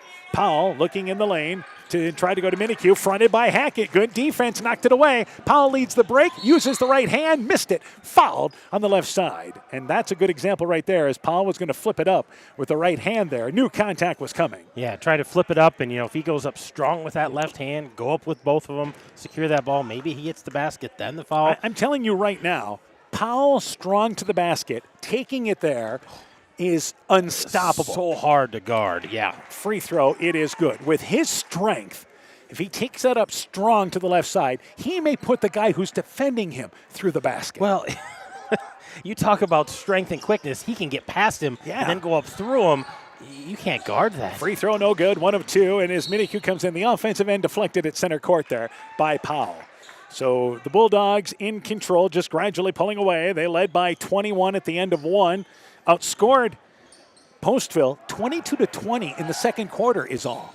Back offensively is White. And Postville had a great stretch. They made MFL MarMac play half-court defense and got some good looks. Yeah, they did, and they need to do more of that here in the second half. Minikue drives in, contested shot, good straight-up defense by Keel, hit the side of the backboard. Minikue tried it left-handed. Hackett tried to go back in the offensive end. Intercepted, though, by the Pirates. So they forced that pass. Check drives in. Swooping right-hand layup. Miss it. Driscoll tips out the rebound to himself. Powell's ahead of the pack. Drives in. Misses the layup there. Again, didn't take it up strong. Now a little fadeaway shot from 6 feet away. No good. McElwain the rebound. His putback. Misses it right side. Driscoll the rebound. He misses it left side. Somebody take it up strong, will ya? McElwain is fouled. Everybody falling away or failing away from the basket. McElwain finally bailed out by contact, and he'll go to the free throw line for 2. Jeez, there was such a flurry of activity there. Great offensive rebounds by the Bulldogs, but just throwing it off the back of the glass. Shoot the ball, go up strong, put it soft. McElwain's free throw, it is no good. Keel checks out along with Powell. Meany and Blitz Benteen come back in. And if you're an MFL MarMac team and your goal is to win the conference, you're going to do that in all likelihood. You have a 2-game lead at a minimum over everybody. Free throw and McElwain is good. But when you get into the postseason, you are going to need 4 quarters on both ends of the court. Yeah, 4 quarters and crisp play, not the fancy play. Nope. Solid, crisp play, making good passes and finishing strong. All right side, it is Minikue, especially if you get a team like Beckman, Monticello, maybe a Grundy Center even. They're ranked in 2A. If you talk about teams that you might face down the tournament trail, you can get by a night like tonight. But you get against a team that's got some height, some size and quickness that matches better, you could be in trouble. I think Decorah gave you the medicine. And here's a shot clock violation on the Pirates. They took a shot there. Downing missed the shot. Still a good possession. They should have taken it a little sooner, the shot. But Postville ran off some clock there. Yeah, better court awareness there of knowing that shot clock. And I think Downing takes a better shot. But yeah, good possession. Run in your offense. Running the shot clock down. Just need a better shot. Downing pretty frustrated by that series. In the lane, they try to go to Driscoll. And again, it was a no-look pass deflected out of there. Picked up by Blitz Benteen. Blitz Benteen back to Meany. Meany puts it on the floor. Muscles the shot up at the buzzer. It is short. Third quarter comes to an end. We've got a moving clock as we go to the fourth. 74-36. Bulldogs well on their way. Let's take their break. Winter high school sports season has begun. Dr. Mark Foey, Dr. Jessica Wilkie, Dr. Courtney Wicken, and the staff of Family Dentistry Associates in Monona encourage you to support your local high school basketball and wrestling teams. Family Dentistry Associates of Monona, 539-4651, where health-changing smiles are created.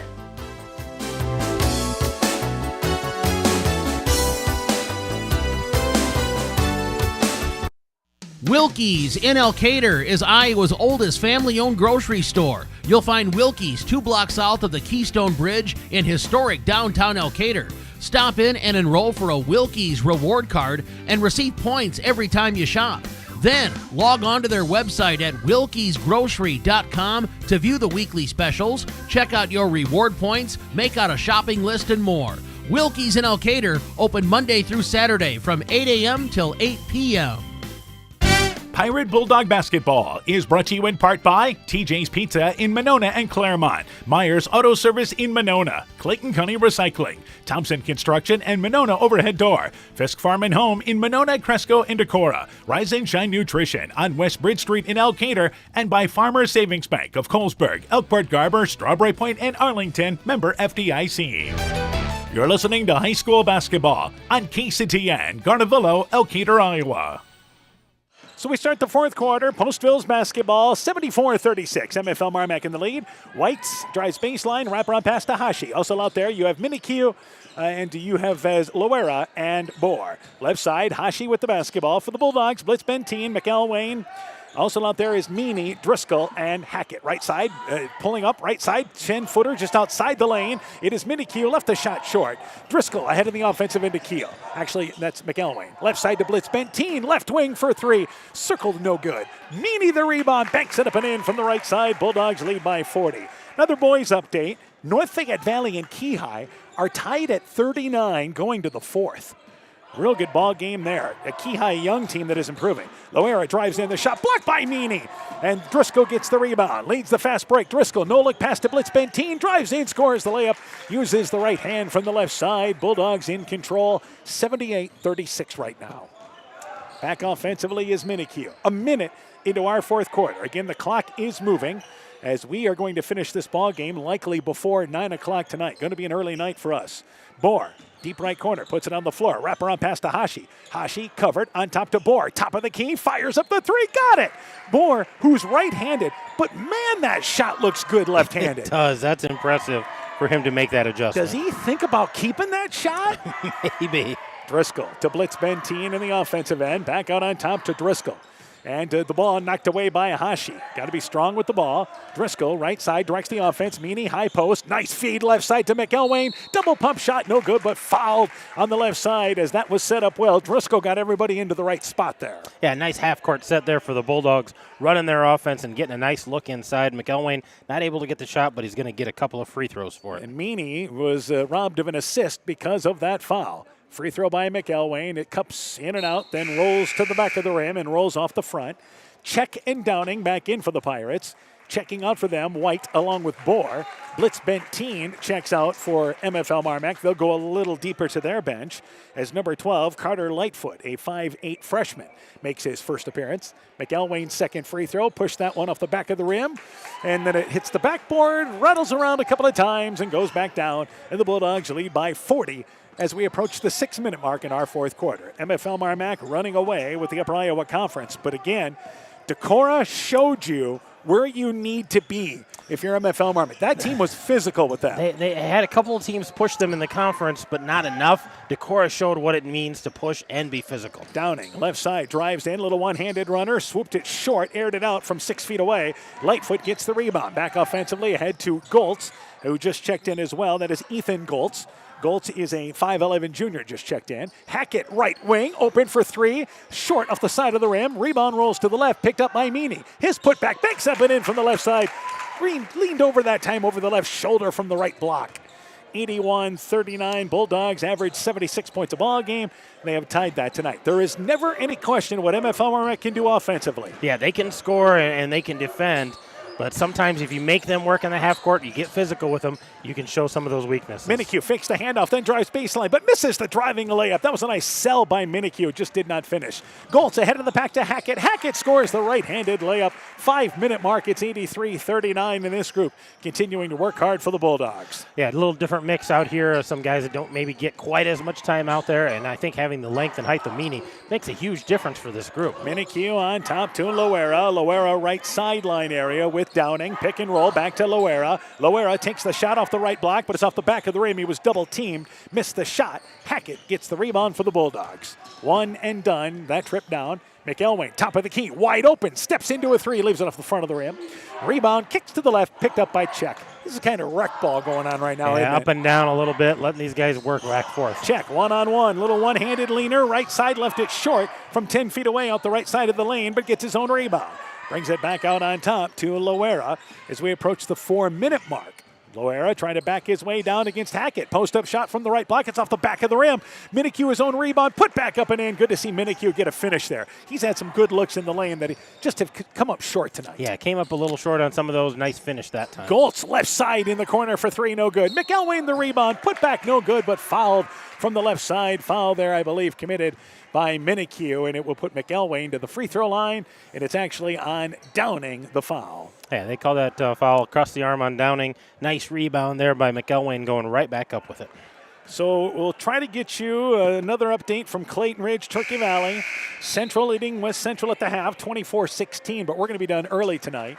As number 20 comes in, Jaron Willie, a 5'11 junior, makes his first appearance. Landon Meany checks out for the Bulldogs. McElwain to the free throw line. Free throw there is good. 84-41. Did he make the first? I got to be honest with you. I was doing stats. I wasn't paying attention. I think he missed the first. Missed the first one, made the second one. Close enough. 83-41. Loera drives in, loses the basketball, picked up by Lightfoot. Turnover by the Pirates. Lightfoot drives in, right-handed layup, leaves it short as he split the two defenders. Willie the rebound, double pump layup with the left hand. Made it look pretty off the left side. It's 86-41, and I believe the Pirates won a timeout here. This is a full timeout. I thought maybe they were just going to make subs, but let's keep it going. Timeout Pirates. Bulldogs on their way. Back with the finish after this. Stop into Nightingale Drug in Guttenberg to find that perfect gift for that special occasion. We have Silver Stars jewelry line, Gans and Carson home decor, Simply Noel purses and bags, Melissa and Doug toys, and baby items. Need that last-minute greeting card? Stop in and see our large selection. We have something for every occasion. Nightingale Drug and Gift Shop, your small-town, family-friendly business, located along Highway 52 in Guttenberg. Health Mart, caring for you and about you. Join Freedom Bank in supporting our local students and their after-school activities. They are the building blocks to a brighter future for everyone. Whether cheering them on from the stands or participating in community programs, you'll always find Freedom Bank rooting for the home team in Elkader, Monona, Postville, Waukon, Decorah, and the surrounding communities. We empower success. Member FDIC. So a timeout taken by Postville, 3:37 to go. I know they brought in some subs, but there was really no discussion during that timeout I think it's Loera who's looking for some ice for his back. He's kind of rubbing his back, and they went to get an ice pack. So that's what Coach Nessa was doing. And Coach Nessa then, a great timeout because everybody was Postville kind of stood like as a team, but Loera on the sideline below us. So Check drives in, pulls up 8-footer outside the lane, no good. Rebound by Downing off the left side. Downing had a good night on the boards. Tried to go on top to Minikue. It's deflected into the backcourt, but Hashi can go get it as it was deflected there, touched by the Bulldogs. 3-minute mark of our fourth quarter. Check drives in, the shot blocked by McElwain, but McElwain with the foul. I got to be honest with you, you could hear the slap up here. That was a good call by the official. It was. Hands part of the ball, but not like that. Good drive there by Check. Kind of isolated himself there and said, I'm going to take it to the hoop, and not able to get the shot, but obviously there's a reason. And 86-41 is your score. Check's free throw, it is good. Postville has North Fayette Valley coming up in their next ball game on Friday night. And for MFL MarMac schedule-wise, again, Turkey Valley Friday night. Free throw there, it was good. 1 of 2 by Check. Goltz back in the offensive end. A little one-handed runner, 8 feet away, leaves it short. Rebound by Lightfoot, back to McElwain. McElwain feeds it back to Hackett. Hackett in the corner, that's Lightfoot. Deep left corner open for 3, got it! 89-43. Check made a free throw down there, didn't he? He made them both. He made them both, you bet. 89-43 is our score. So we're just we're looking over numbers and everything else while the game else is going on. Just trying to get to the final of this one as Minikue has it in the center court circle. I still think even though Postville's going to lose big here, there's some positive out of this game. I think so. They run some half-court offense, made MFL MarMac defend them. Bohr just off the left block, drives inside, shot falls off the left side of the rim. Missed it. Rebound by Willie.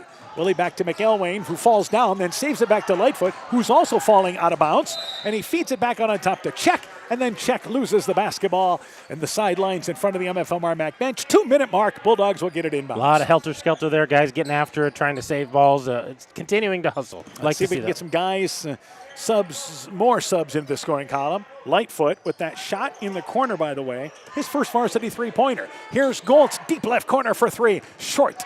And the rebound kicks to the left side, picked up there by Willie. Back out on top to Hackett. Hackett pulls up, 8-foot leaner in the lane. Shot no good, missed it left side, and Bohr grabs the rebound. Back in the offensive end is Postville. Postville will drop to 2-12, 2-8 in the conference as Check drives in, covered on the left side, back over to Minikue. MFL MarMac will be 13-1, 9-0 in the conference.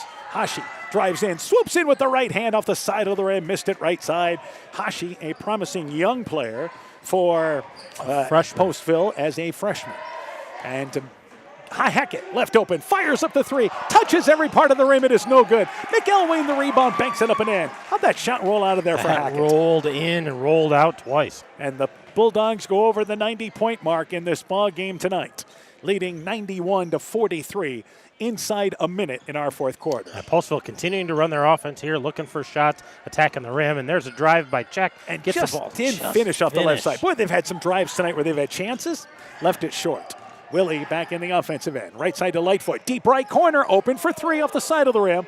Minikue gets the rebound. He's got Hashi ahead of the pack. Feeds it up to Hashi. Hashi, double pump layup. A little too pretty. Left it short. McElwain got back, and he saw the size of McElwain. I think that caused the young freshman to shy away. A little intimidating there. Kind of hesitated on that shot. Goltz offensively back on top to Lightfoot. Here's Hackett. Top of the key for 3. Circled in and out again. In and out. Yeah, Hackett has a strange-looking shot, but is usually a very good shooter from the field. Downing in the offensive end. Pirates can hold for 1 if they choose. and 10 seconds to go. Downing throws it away, and we will not have a final shot. Goes into the stage, into the hands of Coach Deering, and the game's going to come to an end for MFL MarMac, running away with the Upper Iowa Conference. Had a 21-point lead to start, led by 23 at the half, continue to pull away in the second half. 91-43. Bulldogs win this ball game over Postville. That's your final score. A quick break. When we return, game stats, coaching interviews. Your post-game show is coming up. You're listening to high school basketball from KCTN Sports. This is Chris Holbert, General Manager of Hall Roberts Son Incorporated in Postville. We would like to wish the area student athletes both a safe and successful sports season. We have been a community-based company since 1864, servicing and supporting the area ag industry with products necessary for daily success. We look forward to continuing to serve and support both the ag industry and high school athletes in our surrounding communities. Thank you and good luck from the families at Hall Roberts Son. The Woodland Eye Clinic in Elkader and West Union are proud sponsors of high school sports. We are committed to bringing our patients the highest level of total eye care with detailed one-on-one attention. Our offices offer the newest technology and equipment with a professional team of experienced staff that is committed to you. Call us today for your next total eye care appointment. The Woodland Eye Clinic in Elkader and West Union supports all of our local athletes taking the field or court this season. At Top Gun Collision Center, we see that the insurance companies want you to do all the work for them. They want you to download the app, take pictures, upload them, and you to accept the paltry check they think will repair your vehicle. No, no, no. Bob at Top Gun has over 35 years dealing with insurance companies. We write an accurate estimate. We take the photos. We deal with the insurance company to make sure your vehicle is repaired right. Let Bob and the guys at Top Gun use their 30-plus years of experience to take all the worries out of your repairs. Ask about Top Gun's community and veteran discount programs. Call Top Gun today at 563-964-9899.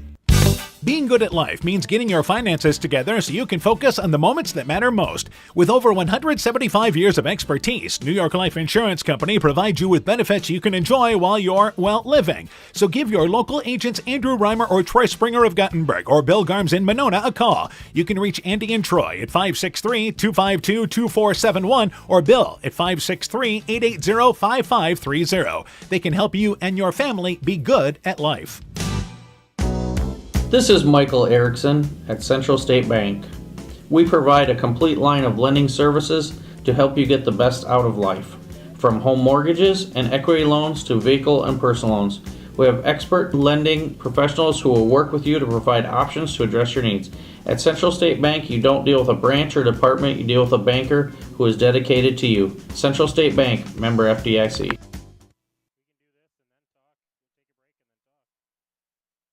Welcome back here to Monona. Final score of this ball game, MFL MarMac victorious 91-43. That's your final score. Bulldogs improved to now 13-1. They are 9-0 in the conference. Postville drops to 2-12. They are 2-8 in the conference. To update you on the boys' scores, Central leads West Central 34-25 entering the fourth quarter. North Fayette Valley with under 2 minutes to go leads Key High 50-46. That ball game going on in West Union.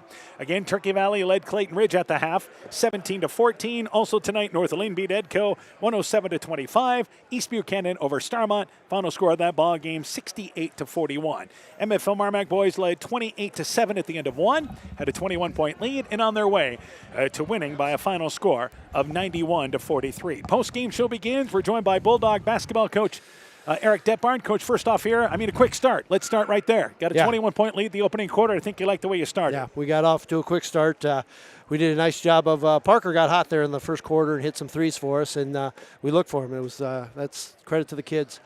Second quarter, maybe a little bit of a difference for your team in that half court. We got in a little bit of foul trouble, kind of got out of our rhythm, and I didn't think defensively we played as well. Offensively, we were fine. I thought we put up 50 points at halftime, but defensively, I thought we had some rotation miscues, and then we had some foul trouble. Yeah, and really, I think all told, 3/4 of the type of defense you guys want to play. Oh, yeah, and then the second half, I thought we played really, really well defensively. You mentioned Parker Keel led the way, had 20 points. Let's start there. Yeah, Parker, he got a lot of good looks tonight, and he put them in. And I don't know how many threes he had, but I know he had He had 3 or 4 of them, I think. Yeah, had 3 in the opening quarter. 3 in the yep, and he kind of kick-started our offense and hit some shots for us and kind of got us going. And this is what we see, the balance of your team. Wyatt Powell with 14, Carver Blitz-Benteen with 14, Zach Driscoll with 13. Tell me about those 3. Yeah, well, I mean, this is 2 games in a row that all 4 of those guys have been in double figures. And, if we can continue with that at that pace with getting that getting those guys in double-figure scores, it makes us even that much tougher. The other thing is, I think the unselfishness you see of those guys. Oh yeah, it was kind of neat tonight. I mean, they could tell Parker was hot, and they were going out of their way to try to get him the basketball and get him shots tonight. So Landon Meany, I think, was huge off the bench for you. Oh, 12 points tonight, and he got to start the second half. Oh yeah, and Bryce didn't feel very good at halftime. Has some stomach issues, and we stuck Landon in there, and Landon did a great job for us tonight. Really did at both ends. I mean, he scored for us at one end, and then he played pretty well defensively in the other end. Yeah, that's what we talk about with your bench there. Not much letdown in your bench. No, and we need that. I mean, we get in the foul trouble, and we get in games that are going up and down the floor. Well, we need guys to step on the floor, and and we can't have any drop off. All right, let's talk about what's coming up for you guys. Turkey Valley coming up next, right? Yeah, we got Turkey Valley on Friday, and hopefully with all the weather coming in, we're able to get some practice time in. So, but yeah, we got Turkey Valley on Friday, which means we're going to see their 1-3-1 zone, and we're going to have to be able to attack that. All right. So. Any other non-conference games coming up here for you guys No. the rest of the way? No. Well, we got Cresco later in the season. Yeah, second week in February, I think, is what we have Cresco. But this week we got just 2 games this week and 2 games next week, and then we go Clayton Ridge, North Fayette, and South Wind, all back to back. Well, Tuesday, Thursday, Friday. So that'll be a tough stretch for us. Yeah, okay. Certainly going to get into that part of the season where we're trying to make some things up there. Yep. We'll see you a week from tonight against North Fayette Valley. Congratulations on the win once again. Good luck to you guys. You bet. Thanks. MFL MarMac basketball coach Eric Detbarn, his team victorious tonight, 91-43. We'll take a break. We'll be joined by Postville basketball coach Eli Nessa when our postgame show continues after this. Find the perfect gift for birthdays, weddings, and anniversaries at Clayton Drug in Elkader, Strawberry Point, and Sumner. Each store is unique in its own character and design, but all have gift items that would be the perfect gift. Clayton Drug is proud to carry many name brand lines such as Mud Pie, Young Living Oils, Greenleaf Candles, Melissa and Doug Educational Toys and Gifts, CJ Gibson, and many more. Check our Facebook page for shopping specials available at each location. Clayton Drug, connecting the communities of Elkader, Strawberry Point, and Sumner to service all in between. Bodensteiner Implement is your local John Deere dealer with 10 locations in eastern Iowa to serve you. Check out their website, www.bodimp.com, for great deals on new and pre-owned equipment. From turf equipment to agricultural and compact construction equipment, they have solutions for every job. Nothing runs like a Deere, so come run with us at Bodensteiner Implement Company. Bodensteiner Implement is a proud sponsor of all high school sporting events, and we wish all our local athletes great success. Welcome back once again to Monona. Post-game show continues. We're joined by Postville boys basketball coach Eli Nessa. Coach, first off here, again, I think this is a positive game for your team. I think you guys did a lot of good things on offense, had a lot of good possessions tonight. Yeah, we definitely are playing improved basketball. It's you wouldn't guess it looking at the scoreboard, and it still really sucks. But we definitely have had improvement. It wasn't a bad game. I didn't feel for our boys. And I think your plan was to use the shot clock. Let's see if we can spread out MFL MarMac, and even though you only scored 43 points, missed out on some opportunities maybe for some more points. Yeah, definitely. We were trying to use shot clock. And we got away from that a little bit, and we gave up a lot of offensive boards, honestly, that we were hoping to hold them definitely lower than 91. Right. But I think the offensive boards is what let them push that score up even higher. All right, Kobe Bohr led you offensively, and I've got to ask you this question. When he's at full health, does he stay left-handed? No. I mean, he had 20 points tonight for you with a bum right wrist. I know. He's something else. I've never seen someone develop an offhand in a matter of a month or a month and a half. He's impressive. But I think it says how much he adds to this team, and it maybe settles the team down a bit. Oh yeah. They play with so much more confidence with him on the floor. They move themselves off the ball. They move the ball. They expect to get the ball back and to see cutting lanes with him on the floor. I can't talk enough about how much he does for our team. Harley Check was in double figures as well. That's a positive with 10 points. Yeah, he's been scoring the ball pretty well lately. I think he had 14 the other night. He's taking the ball to the rack and never. He's always going to take the ball to the rack, and he's been doing it pretty well. So. Obviously, I think the turnovers were down a bit tonight. I think he had 20 turnovers in the ball game. That's a positive as well there. But you mentioned the rebounding and the second chance shots. Yeah. Turnovers were definitely a lot lower than the previous time we played these guys. And, like you said, offensive boards have just killed us. All right, so I think you look at this team now, maybe heading in the right direction. I think the effort was there for 4 quarters. You wanted to see that tonight too. Yeah, definitely. We had a little bit of a lull in the third quarter, but they always lay everything out on the floor. We're moving in the right direction, and I think we got NFV coming up here as well as Central, and I think NFV's they've beat us pretty bad in the past, but I think that we can get them if we bring our A game. Yeah, certainly going to have the opportunity there if you continue to step forward. North Fayette Valley beat Keyhigh tonight, 56-48. Final score of that ball game. That was tied going into the fourth quarter. Well, good luck to you, Coach. We'll talk to you before Friday night's game. Good luck to you guys. Thank you. And again, that is Pirate basketball coach Eli Nessa talking things over about his Postville team as they drop a 91-43 decision. A quick break. When we return, we'll go through the game stats of this matchup, and we'll wrap up the post-game show coming up after this. Hi, this is Cody from Torkelson Motors in Elgin and Walk-On. At Torkelson Motors, we believe that student involvement in activities is a great way to help grow our communities, and we are proud to help sponsor this game for your enjoyment. We've been serving Northeast Iowa since 1926 and appreciate the business that our customers have given us and the support they provide to our area schools and communities. So the next time you're in need of a new or used vehicle or a repair, stop into Torkelson Motors, where we've been selling cars the old-fashioned way with a friendly smile and a handshake right here next door in Elgin and Walk-On. Hey, Justin Birdnow here from Birdnow Chevrolet in Monona. I want to take a moment to wish all the local athletes good luck during their game. You have worked incredibly hard and it shows during each game. Myself and the entire Birdnow Chevrolet Monona team is wishing you all that you do your best and good luck. Pirate Bulldog basketball. Oh, sorry about that. Welcome back to Monona. First time we hit the wrong button tonight as we run everything from here tonight with the evolution of technology. The Bulldogs win 91-43. Coach Hammond, let's go through the totals. For the Bulldogs, they were led tonight by Parker Keel, 20 points, 14 points for Carver Blitzbentine, 14 points for Wyatt Powell, 13 points for Zach Driscoll, 12 points for Landon Meany coming off the bench, 7 points for Cade McElwain, 6 points for Brock Hackett, 3 points for Carver Lightfoot, and 2 points for Jaron Willie.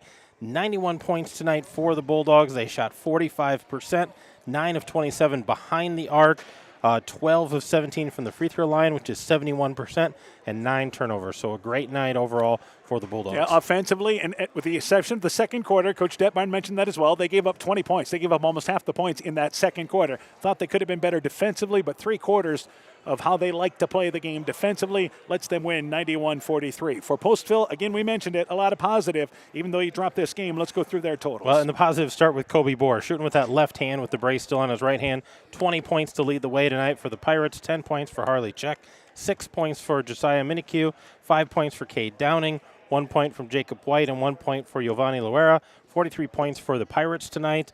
They shot 27%, 2 of 8 behind the arc, 10 of 14 at the charity stripe for 71%, 20 turnovers, which still not great, but much better, and I think some improvement there in that area. All right, so again, our final score, 91-43. Let's update you on all the scores. Our girls' final tonight, MFL MarMac wins 71-16. That's your final score, as the MFL MarMac girls raced out to an early 12-point lead and just dominated for 4 quarters.